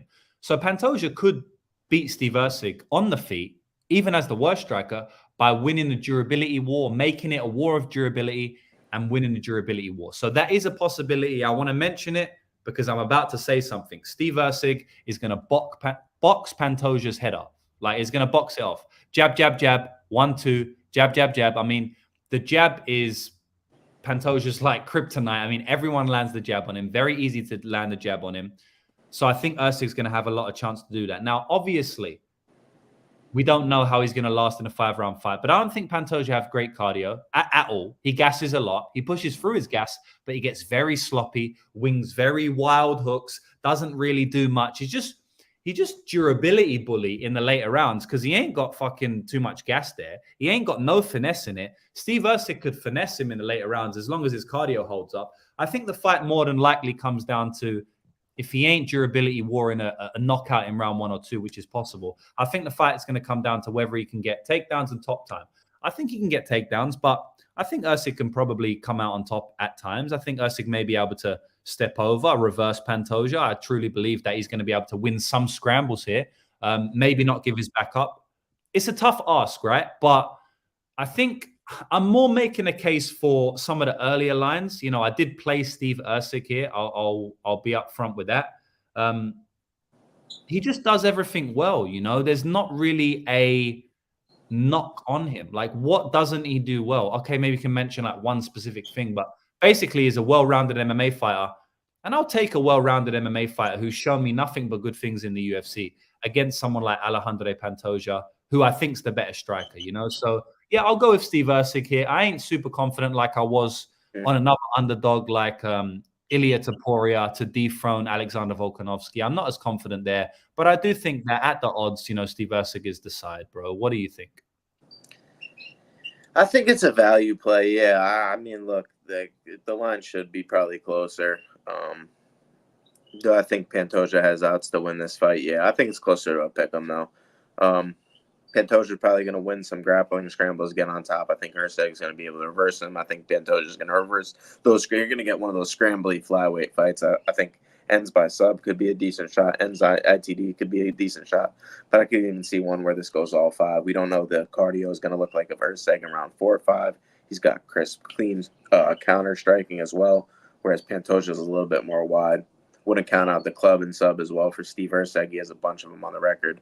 But don't sleep on this guy's power. Like, all those are literally club and subs on his record. They should, you know, if he didn't submit the guy, it would have been a KO, right? He's the only guy to ever submit Shannon Ross. And, you know, he could have easily KO'd him. Guy has the worst chin in history. He still submits the guy. So, you know, Erceg sub at 12-1, I think, could be worth a look. I don't know if you're going to get that price again in the UFC, even though Pantoja is ridiculously good on the mat. So, but Brandon Moreno had his back, had a broken hand in that spot, was outboxing him pretty good there. Yeah, value play for me on Steve Erceg. I don't even want to go crazy on this because I'm losing my voice. I don't know if you can hear it. I got to go get a drink. I'll be right back to make these parlays. I like Erceg. And let's look at the props real quick, actually. Yeah. I kind of was leaning towards the under a little bit, but maybe it's more predicated on Pantoja. Did we put in Aldo KO or no? No, it's plus 500. We lent with the under 2.5 rounds. You can if you want, but Yeah, I don't mind the Aldo KO. I'll write it down then. It's a tough call. I just think this dude's kind of chinny. Yeah. Steve Erceg plus 155. Love it. And then think any props in? I was leaning towards the under, but I don't know, bro. I don't really. Under I don't know 3.5. about the under 3.5. I like the under 4.5 better.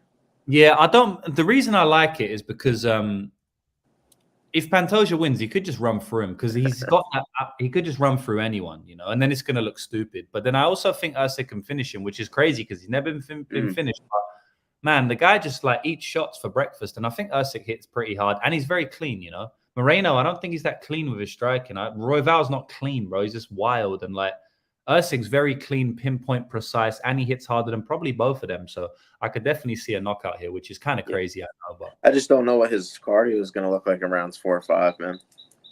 Who really Erceg? So Gus B asking in the comments, Pantoja 4 or 5 worth a look too. Yeah, I think so. I think it's but not a terrible hedge. Pantoja ain't got great cardio either, man. Right. He fights through it, but he doesn't have the best cardio. I agree. And he gets hit a lot as well. Both these guys, Erceg gets hit, is hittable as well. I'm not going to lie. Like, neither of these guys should really be standing there eating each other's shots, but have been fairly durable at the flyweight weight class. No, I think neither guy's been finished ever. Yeah, and then we're putting and the under is minus 150. So, you know. I think it's a 50-50. I think it's closer to a pick 'em. So I don't think there's value on that. Okay. All right. So that's it. Go get a drink, brother, and then I'll write up. I'll write up these parlays. Yeah, go on, bro. We got you, man. Easy. Yeah, under 4. To be honest, boys, like JB saying pick 'em minus 150. I don't think I'll end up putting that in a parlay, to be honest, man. I'm not really confident. Actually, I'll leave it there. Who knows? All right, so boys, now we get on to, we've broken the entire card down, and now we get on to the fun part, which is making these parlays. Oh, boys, I'm kind of tired, man. I trained for 2 hours today, man. Jesus Christ, I don't usually train for that long. That's cool. Shout out to 816 people here right now. Though. You watch it tonight. No, the gym that I'm training at has a show on themselves, so I won't be watching Hex. But all love in the comments, by the way, for everybody. Even if it's just a joke, but if you come in here with the straight hate, I'm gonna tell you to suck my balls. That's it. Man. It's all a laugh, man. At the end of the day, there's a bunch of comments here. We're gonna address some of them. And you never know what anybody's going through, so I shouldn't be so aggressive with it, right? So, but I hope everybody out there's having a good night. At the end of the day, this is we get a little aggressive in this MMA community, man. It's just fights, bro. It's just, let's show some love, for fuck's sake, man. Seriously. There's a lot more important shit in the world. Yeah, man. I agree, bro. I agree. Stephen Cream saying, I see no other 1.5 rounds. Yeah, we don't really ever put them in, innit? I don't know why. I'm not a 1.5 guy at all, honestly. I don't mind 1.5. Personally. I don't even like under 1.5. I don't like over 1.5. Not for me. Yeah, I don't mind personally, but yeah, I don't know. But it's just, I don't know. Just usually, I guess it just don't turn out like that. We got over 2.5s. Yeah, we got a lot of over 2.5. Because most of the time, over 1.5 is an alternate total, and we don't really use alternate totals because we use bet on and they don't have them available. That's a good call, though. I hear what he's saying. Like, we don't go over, we go a lot under. All right, bro, let's get it going. So we'll just stick to. I'm gonna make one, bro. All right, sounds good to me. That was Borjas KO. So you can see the parlay screen, right? Oh yeah. All right, sweet. Because I can't see you all right now. All right, Borjas plus 105. Sorry, I'm taking that one. We can put him in something as well. Maybe we have to. No, I don't need you. Do your thing, bro. Just let it flow, baby. Let it flow. All right. Yeah. You're lucrative MMA, dog. I don't gotta tell you this. You know, bro. I'm just being polite, brother. I'm a polite guy. For sure. You're too humble. Let me be ignorant for you for a little bit. You got to show respect in life, bro. You show respect, you get respect back. You know how. Absolutely. No, 100%. I'm gonna go. Something I gotta learn. Nah, you're respectful, bro. All right. I'm gonna bring up the parlay calculator. I forgot about that, boys. Let me go. I kind of like this, man. Bro, KO, Borjas, kind of like that. Action Network parlay. I think it was, wasn't it? JB, there's some screeching in the background. I don't know what it is. Sounds like. Yo, that's my pet bird, bro. Bring him on screen, bro. Why haven't we seen him? It's episode 15, and we haven't seen your pet bird, bro. Because he's hiding, literally. It's like, dude, he's right here in the corner. Oh, no. It's too dark outside right now since it's like 12:16 in the morning right here. If we get 10 more likes, can you bring him on the show next time? Dude, 100%. All right, I'll try to sweet. get him over here. 10 more likes, man. Shout out my fellow Jewish brother. My name is Moshe. What up? Momiz. Thought it was my guy Moy's audio. Let the bird pick. All right. I've actually done that before. When I was on my trip, I listened to the amount of times he would chirp. Then I would stop on that guy. That's how I actually get my picks. I do no film at all whatsoever. Sure. And that's it. Yeah. So I have to use this shitty, I guess because I'm in Australia, they ain't letting me use Action Network, which is annoying. But Is the bird Jewish too? Of course he's Jewish. All right. So, bro, this is all mad. Never used this before. Bet amount 10.50. I just do one. Guys, I don't know if this is going to work. I've never used it, but don't worry. Your boy's a genius. I'll figure it out. Plus 105. Plus 105. Oh, I can do this for you. No, let me do this for you, bro. Because the last time we won like crazy, it was me who was adding it up, bro. Okay, please add it up because it's not even working. Bro. Yeah, that's it. That's what we had to do. I went back and watched. I was like, what were we doing different? It was me who added the parlays. Oh, that's crazy, it, man. How does that work? Well, which one's this one? Plus 105, plus 2. Yeah. Plus 105, and then plus 225. Oh, just I love it. I'll see if I want. Plus 566. Yeah, I like it. I'm just gonna call. Fuck it, it's a parlay. 2 leg parlay. Sure? Yeah. All right. What is it? 566. Yeah, dude, I like the porch, bro. Tanner Austin, the porch is where it's at. When JB gets high, he reads the comments too much. Yeah, I love it, dude. We gotta interact with the chat. That's half the show right there. That's who we watch. That's like they watch for us. Oh. That's it. These fools. Anyway, move on to the next one. Not the good guys. Yeah, I like me some. Can you scroll down a little bit? My face is in the way. My mug is in the way. Oh, sorry, I can't see, bro. No, you're good. You're good. I'm gonna go with Pateria plus 475.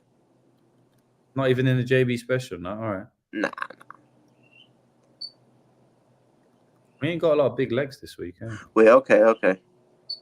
You know what? Yeah. I'm gonna stick with it. I'm gonna go Pateria, and then I'm gonna go with How much do you like Aldo? Are you gonna use him if I don't?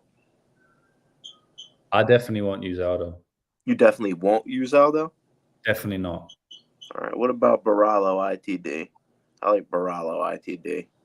Would you use him as? Would you like to use that though? No, it's cool, bro. It's your parlay, innit? You can do what you want. That's what I'm saying. You can use Aldo. You can use Bro. All right. I like Barallo ITD. That's my parlay. All right. Bang. I like that. I just want to, we got to communicate. Because if you're thinking something, I don't want to step on your toes. I want the parlays to be nice and smooth. Okay, I gotta add this up. Minus So you're a 125. polite guy, bro. You're a polite guy. I told you. Yes. You're right. In my heart of hearts, I am. Plus 475 for Pateria. And minus 125. That's plus 935. That's pretty good. Bang. Jeez. All right. That's that too smoky. All right. Let's go. Cracking my back. Jesus. Let's go, dog. All that training, bro. I know, bro. I need a fucking Cairo or something. I need a mass. Any girls watching this live, bro? I just got a bunch of guys in the chat. If anyone girls watching this live, DM me. I need a massage, man. Bro, I got one the other day from this Asian lady, and don't make any jokes, bro. Her You like elbows. yeah. Nah, her elbows were crazy pointy, bro. Like it was getting my shoulder perfect, bro. Bro, sometimes they go too hard though, you know. But like, you know, I got the ego. Yeah. I got the ego. I'm bare stupid, man. I'm an idiot. I got the ego on the table. You're like, good. I'm good. yeah. I got the ego. I'm like, no, I can't tell them to slow down. That's a proper pussy move. I'm just gonna have it's like not manly, right? Yeah. and then I start coping like, no, it's good for me. It's good for me. You know them ones, innit? You know them I ones. swear that's exactly what goes through my mind, bro. It's the ego, bro. We ain't a pussy. This is like some 4 foot 60-year-old Asian lady, bro. She ain't too strong for me, even though it's killing my back. Yeah, dead ass. All right. They be trying too hard, bro. The old ones, they be trying too hard, man. Bro, they do well, man. They're conditioned for that. All right, I'll put in Brenner over 2.5. And These maybe comments, man, got me dying laughing. See them, man. Oh shit. Oh god, that's another one. Okay. 101 likes. All right, I'm gonna give out the max bet at the end. All right, sweet. Right, max bet coming. Let's go. Appreciate the likes, fellas. We need that. Sammy Malcolm is he's almost as mad as my co-host. Yeah, exactly. No, people like I've been getting a lot of messages. They like the big parlays, man. Everyone loves the big parlays, and those same people moan when you don't hit, even though it's 100 to 1. Like you can't win, bro. 101 likes, bro. Dude, I don't even know if it matters if we get likes, bro. I curse so much on this show. I'm smoking. We're talking about Asian ladies. Even though I was talking about the legitimate massage, you guys just make it about everything fucking else, right? So, I love you guys, man. This is the best community in the game. Whether you guys hate me, love me, hate Lucrative, love Lucrative, hate whoever. I don't care who you hate or who you love. This is the best. I think we need to just loosen up a little bit, guys. We all like fights. Come on.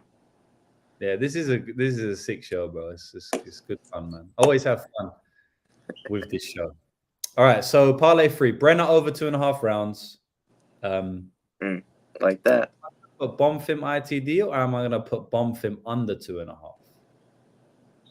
Can you tell me what it is with under 2.5, and then tell me what it is with ITD? I think I might just go with ITD. Is Pichel gonna finish Bonfim, bro? I was gonna say what? Pichel ain't gonna finish that motherfucker, is he? I don't think so. Famous last words. Can you add it up for me? A plus 267 with the plus 120. All right, that's not good enough. I like Barbosa, and she's like a moderate underdog. She should just grapple her, man. I mean, there is potential that Ernesta, Bro, you're going with the 3 Bs. Brenner, Ah, Bonfim, and Barbosa.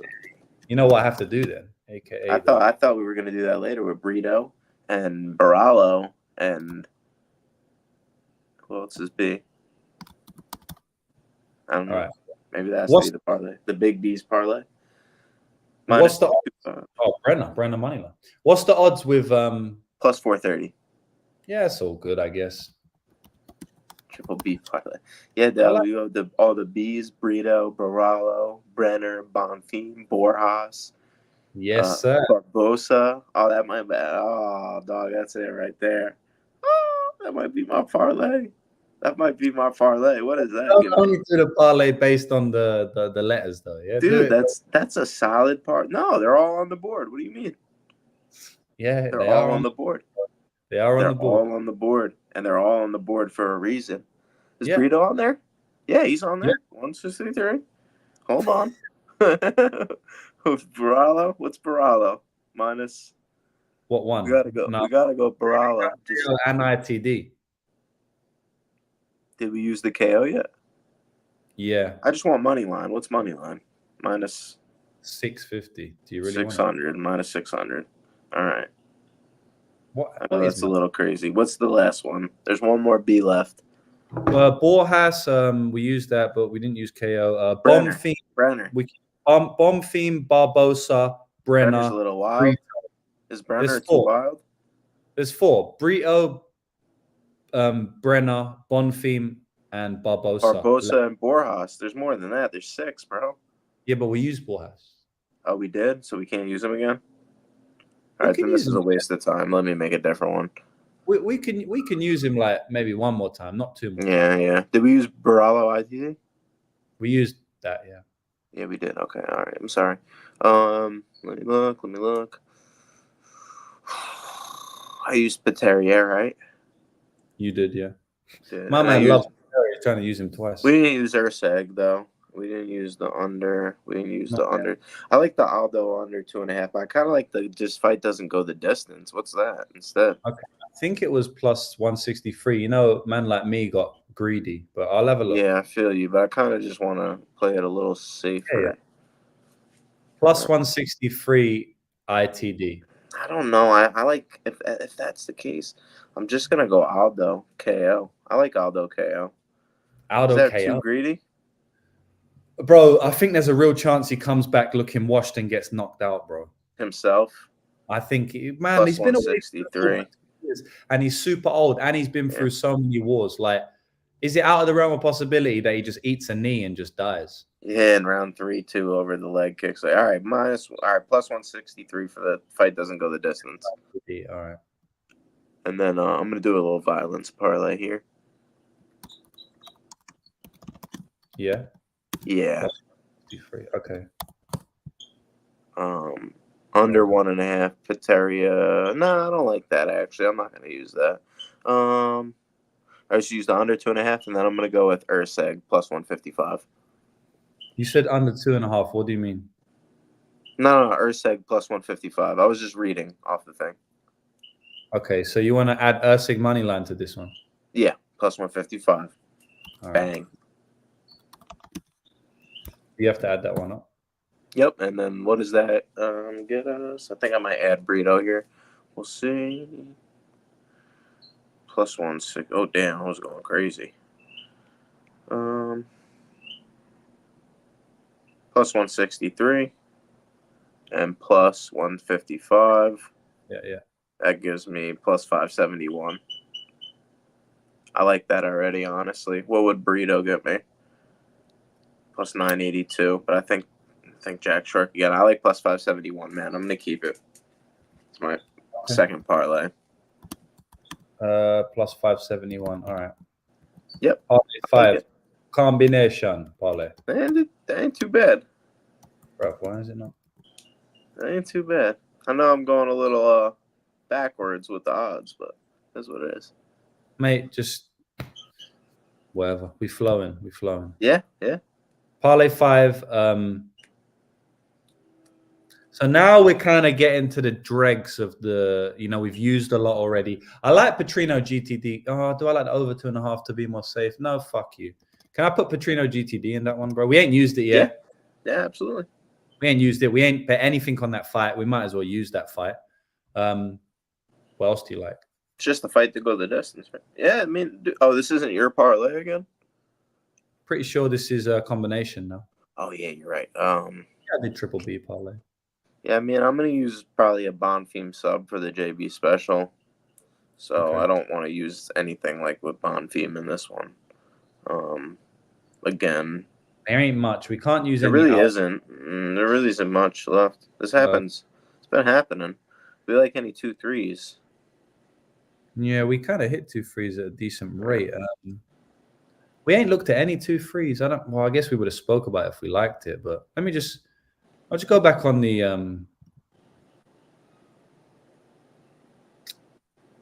I'll go back on the event. Let me see if there's any 2 3s standing out. Borjas is more likely to do 2 3, or can you just knock him out in round 1? But we don't want to add Borjas again, actually. We've done it twice. Especially with the money line parlay coming up. We add him to the money line. Martinez, but we don't know who's going to get it. Pereira, he could knock him out in round 1. Smith, Petrino's weird. Bahalio, you think 3, I think 1. We probably should avoid it. Yeah. Brito short, probably 1-2 for Brito, but we already did Brito. Lucindo, we don't know. Brent, there ain't many 2 3s this week. Ruffy, I could be 1. Barbosa, decision, I'll lean. Bomb theme 2 3, or can you just do it in 1? We've done bomb theme a couple of times, and you're going to do sub. We'll probably leave it. Yeah, I don't think there's any 3s, JB. I mean, we would have wrote it down. I guess that's why it's not there. Do we want to put Brio? Or you don't like Brio? I didn't use them in the last one. Yeah, I don't mind. I like Burrito. Yeah, absolutely. That's a plus 163 with a minus 163. That's kind of nice. I like it. I like it. What is like it? Plus you were making the case for Silva too. I'm surprised you didn't use him yet. Plus Yeah. 324. Yeah, we've got to add one more, I guess. Is there any juice we can add? Like a nice juice. I'm feeling Plus like 145 on Silva makes it plus 940. Silver. Yeah, I like Silver. I do like Silver. I haven't used them yet. For me, it's like I'd probably like I'm picking close to win the fight. Just like maybe like minus 120. Right. It's like I don't know. It's one of my least. I'll tell you something. Like I'm picking Silver. Like I don't mind Silver. I think he's the money line side, but there's a lot of question marks, and I don't always love those fights. But I don't know, man. Like I could be convinced. What's the options? We got Silver. We could put Silver. We could put Barbosa decision. We could put that's another one. Well, she just subs there though. Pateria under 1.5. I'm just saying like the possibilities. I know you don't like that. Yep.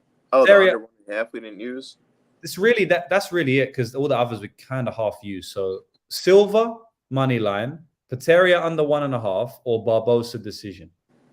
Chat, what are we saying? 3 plus EV legs, but we're a little bit iffy on what one to pick. Silver money line plus 145, Pateria under 1.5 rounds minus 150, Barbosa decision plus 130. Barbosa decision is a little bit risky, to be honest. I think maybe we go for the under 1.5 or the Silver money line.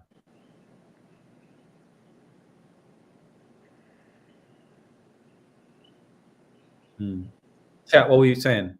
JB, what do you reckon? Under one the chat, man. I'm thinking of my JB special right now. Where's the max bet? I'm gonna give it out after the parlays, Dallas. I'm gonna give it out after the parlays. 2K bet on a plus money. Like under 1.5. But under 1.5 just more safe than Silver money. I like under 1.5. I like Barbosa decision. I think those are like.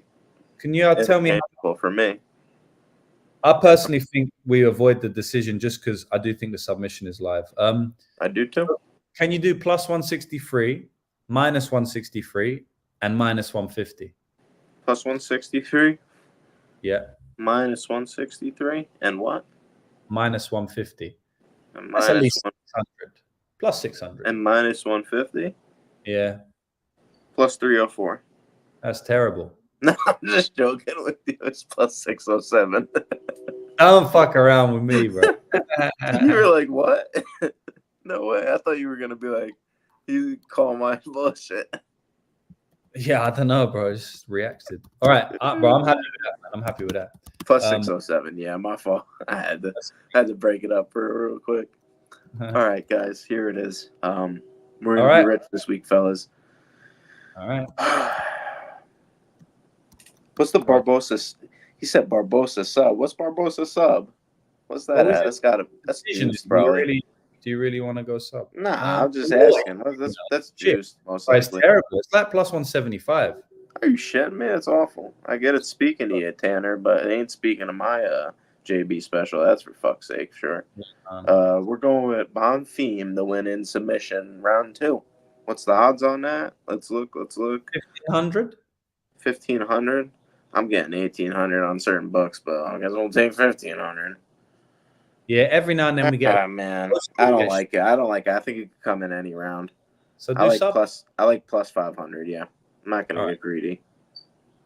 Okay, and we're gonna go with my dude, Elvis Brenner. He's gonna win this fight by KO. I think more often than not it would be in round 3, wouldn't it, bro? Yeah.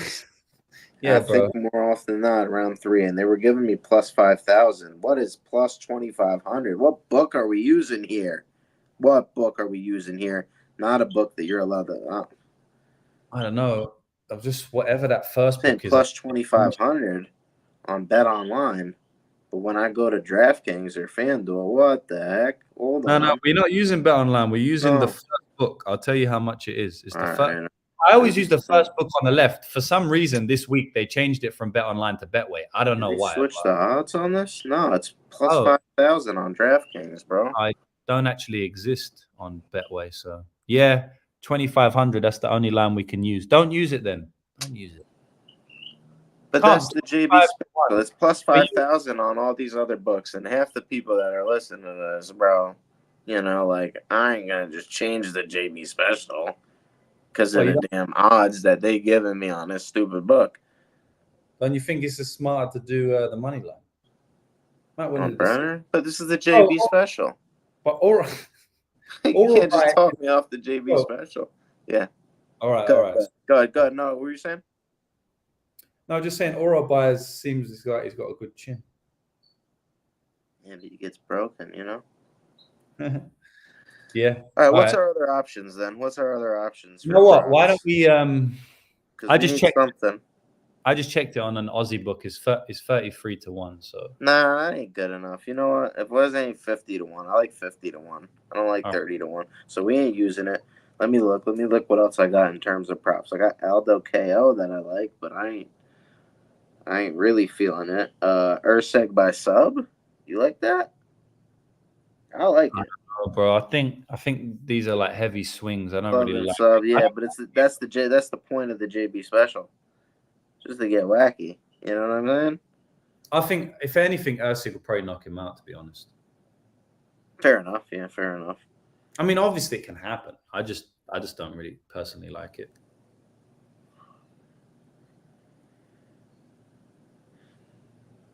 Brenner around 3 KO, bro. I'm sticking with it. We'll give 33 to 1. 33 to 1, baby. Let's go. I mean, to be honest, bro, like no, fuck that. What price is it on your books? Plus 5,000, bro. Comment in the chat right now. What price is it in your books? And we'll just take that price because plus 5,000 on 365, bro. Yeah, I know. Someone said that.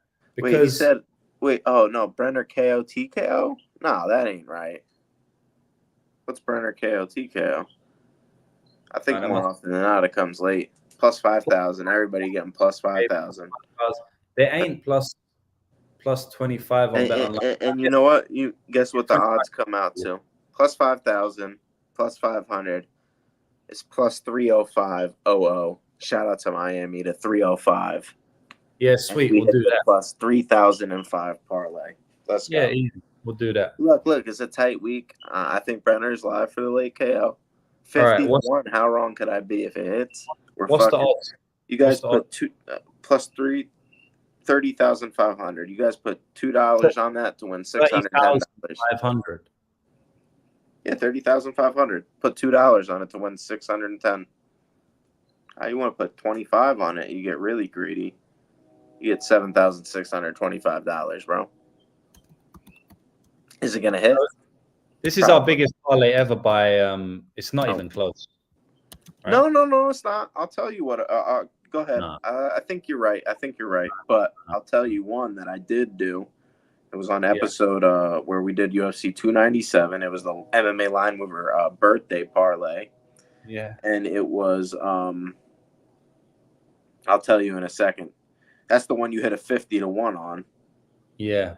But it was plus 22,850. It was Jillian Robertson TKO. Sean Woodson plus 170. Yeah, hit. And can you tell me what the third leg was? Sam Patterson, round 2-3 sub, and he gets the submission in round 1. It would have been a plus 228 to 1, bro.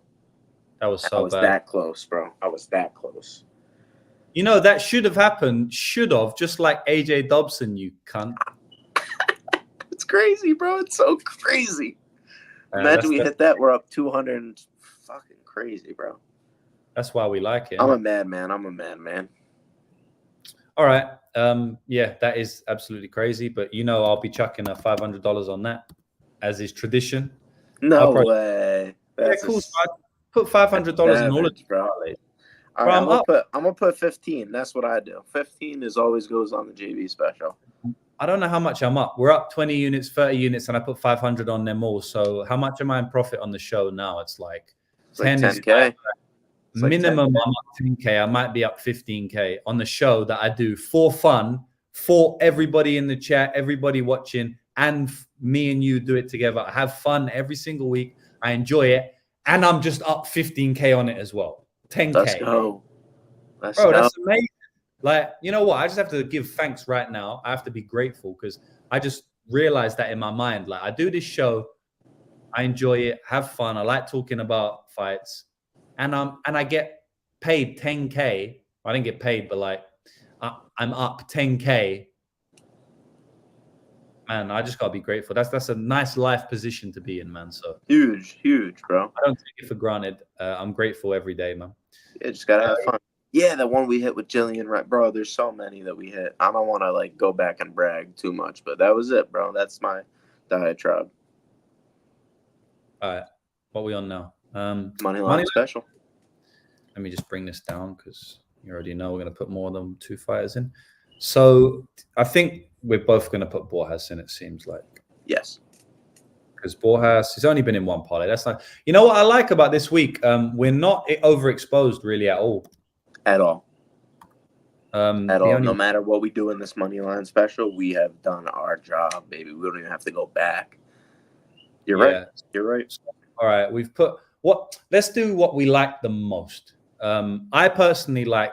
I'll just tell you, and then you can see if we line up. Okay. Out of all of these money lines here, which there's not many, I like the favorites, obviously, Bonfim and Barbosa, and then out of the dogs, I don't like Brito as much. I think we go with our B's, bro. Baralo, Brito, Barbosa, and Bonfim. Okay. What does that get us? Borjas? Yeah, okay. That one. The B's in Brazil, bro. The B's in Brazil. I say no. It's done, bro. What do we got, though? I need the odds. 650 for Baraujo. Should we just leave him out? No, you know what? Dude, I'm actually gonna bet this. What? No, don't use him. Don't use him. No, what we'll do is we'll add the parlay up, then we'll add him, and we'll see how we feel like what he gives us. But we're gonna use Bonfim anyway, so. Right. Yeah, I know, but 500 and 650, little bit different. And True. we read it down, but we didn't write Baraujo down. That's facts. All right, bro. Add that 153. Oh yeah, I forgot Borjas plus 105. We need that. Plus 473. All right, and then add minus 650. Okay, plus 473 to plus 562. It's not a big difference. Do we have any other money lines that we like though? No. Brenner? We didn't use Brenner really. Oh, we used them in the money lines. The JV special. Oh shit, Brenner. I don't like Brenner, bro. You don't like him? Do you like Baralo though? Yeah, obviously. I think he's gonna knock him out. But you don't know what round he's gonna knock him out in. No, I don't mind putting Baraujo. Yeah. Or should we change one of these Bs to like a prop? Or is that getting too? No. You can't do that. It's a money line special. Oh yeah, I forgot about that. So should we just put Baraujo in and 5-7 and call it a day or something? 562 plus 562. The big B's in Brazil. I'm actually playing that for a decent amount. So what's this one? I think it's a solid money line parlay plus 562. Okay, 5 leg. The one I'm kind of worried about is Brito, I guess, but yeah, it's a tough week. We didn't really use him, did we? Did we use used Brito him at all? We used him once. We did. We used him once, but I mean, fuck it, man. Whatever. Yeah, he's only crazy. Dude, I played what's his name? I played Brenner around 3K. Oh, that's a crazy one. I don't see no roughy money line, no, because we both disagree, man. We both disagree, so yeah. But when everybody says that, it's like, dude, yeah. How long could it be? Bees are definitely solid. Not stop the bees. Stacking Cream's like, are you really doing just B parlay? Yes, bro. We just doing a just B parlay. It's Brazil, bro. Wait there. Brazil, Borja. AKA. That's 562. What's the word for a 5-man? Triple is 3. Quadruple is 5. What's 5? Well, quadruple is 4. What's 5? Pentagon in English. Someone Google that. and then I'll do that. AKA the BBB special, AKA the quadruple. It's whoa, come on, man. A word for it. There is. It's here. Quintuple. All right. AKA the Quintuple. Quintuplet. Never heard of that. No, I have actually. All right, yeah. Well, interesting. Special, AKA the bees. Brazilian bees. Let's go, baby. You know this is part of the show now. Okay, the bees in Brazil parlay. Yeah, I can't believe I did Brenner around 3K. Oh, that's crazy talk. But he's the 6th B, bro. He should be in this one. No, man, fuck that. You know it's gonna hit now. Oh yeah, around 3KO, dog. With the sub, bro, we're rich, baby. Plus 30500. It's like the childish Gambino times 20 on steroids. All right. This is one of our craziest weeks ever, bro. We're hitting one. Yeah, we're hitting This one. is how we do it every week, yo. This is how we do it every week. We got 2 B parlays. The killer bees. Oh, you already know, bro. Yeah, man. Let's run it back. See what we got. Killer bees is actually a gang in New Zealand, like legit gang. Gang. You know, in gang in New Zealand, they wear attire, like actual gang attire. Like they have the logos on the chest. It's mad, bro. They're living in like the 1900s or what. My man, that's what I'm saying. We found the channel today. Nice, bro. Welcome. Was listening to your 301 main card picks at work. I agree with all your statements. Excellent channel. Great betting. You're blessing a bet. Well, congrats. Not congrats. Welcome to the channel. Appreciate you tuning in, bro. We'll be here every single week. And hopefully this is a nice cash. This is too many. I can't write them all down, boys. I'm just gonna, Yeah, I love it. You got the professional and you got the degenerate, man. That's the Jewish degenerate right here. And I'm surprised more people not asking, but yeah, actually I appreciate it because even in this small time, I had like 3 or 4 people sign up for the Patreon, so I appreciate that. We're gonna give out the max bet right here, guys. Yes. I'm waiting. We need to write this down as well. This is You're gonna like this one. 5 units, first fight of the night. Kevin Borjas, baby. Let's go. I think people are overrating Costa Scrappling. He's going to get mopped here, guys. Borjas should be minus 150 in this spot, at least. Bang. I like that, bro. I like it a lot. Kevin Borjas, 5-unit max bet. That's it. At what line did you get? I got him at for 3 units at plus, or 2 units at plus 120, and then I got 3 units at plus 100. So I know that's kind of hard to write down. So I'll just leave it. 5-unit max bet, and there we go. JB just gave out his max bet. Good stuff. And that's it, man. Turn down Erceg, bro. Yeah, Borjas is immediately back to his feet. Erceg's jiu-jitsu, scrambly. Borjas is explosive, small. Good base for wrestling. He's going to be able to get back to his feet, and I like the way he peels his back on the cage. He doesn't give up the back position. Costa very scrambly, and he will get overzealous in certain spots, overzealous for the finish, and I think that's going to cost him here.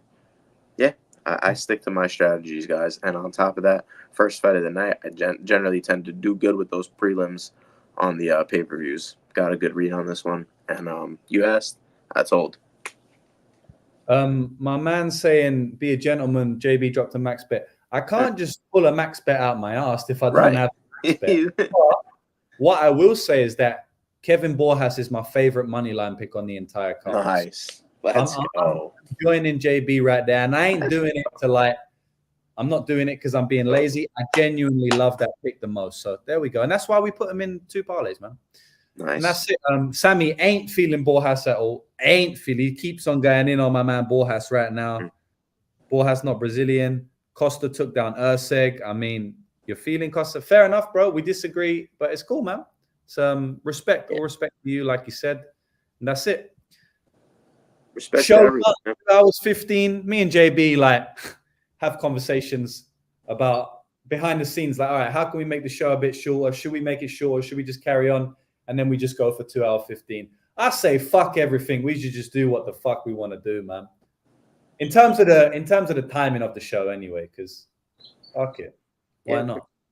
My device is probably gonna die here very shortly, so appreciate you having me on. Like, shout out to everybody in the community. Let's keep it strong, guys. Like I said, you never know what people are going through. And that's not nothing about me, but just in general. Let's just try and be a little bit more nice. We're trying to give free plays. We all like fights here. We all have opinions. Some weeks we're going to be right. Some weeks we're going to look like idiots. That's what happens when you give reads on every single fight. Yeah, I couldn't have said it better myself, man. A lot of hate in this world. So, be a solid man, be respectable, but always show love and always show respect. Your life will 10 times. And that's it, man. Good vibes, like everyone says. Much respect to everyone. This has been a good show. Yes, I'm going to add something to the Elite Zone after. Don't worry if I'm tired or not. I'm fucking tired, but the Elite Zone's getting hit. Lots of parlays, props, etc., etc. So, yes. Amen. Respect to everyone. Cheers. Thanks for the show. That's the most important thing. Come back next week. 2 hours of our time every week. Of course, man. I love doing More it. than that. More than 2 hours, because the study is... Yeah, of course. And we chat sometimes. W stream, like everyone. This has been a popping chat, man. 885 live viewers still here. Appreciate every single one of you. Shout out to my guest, MMA line mover, JB. It's 2 a.m. where he is or something crazy, but he's still up right now, tired, giving you plays for free. So, yeah, shout out to you, bro. And that's it, man. Good luck, everyone. 1 a.m. here ain't that bad. I appreciate you, my dude. Go sign up for that Elite Zone. Let's go. We'll be back next week. Let's get it. Cheers,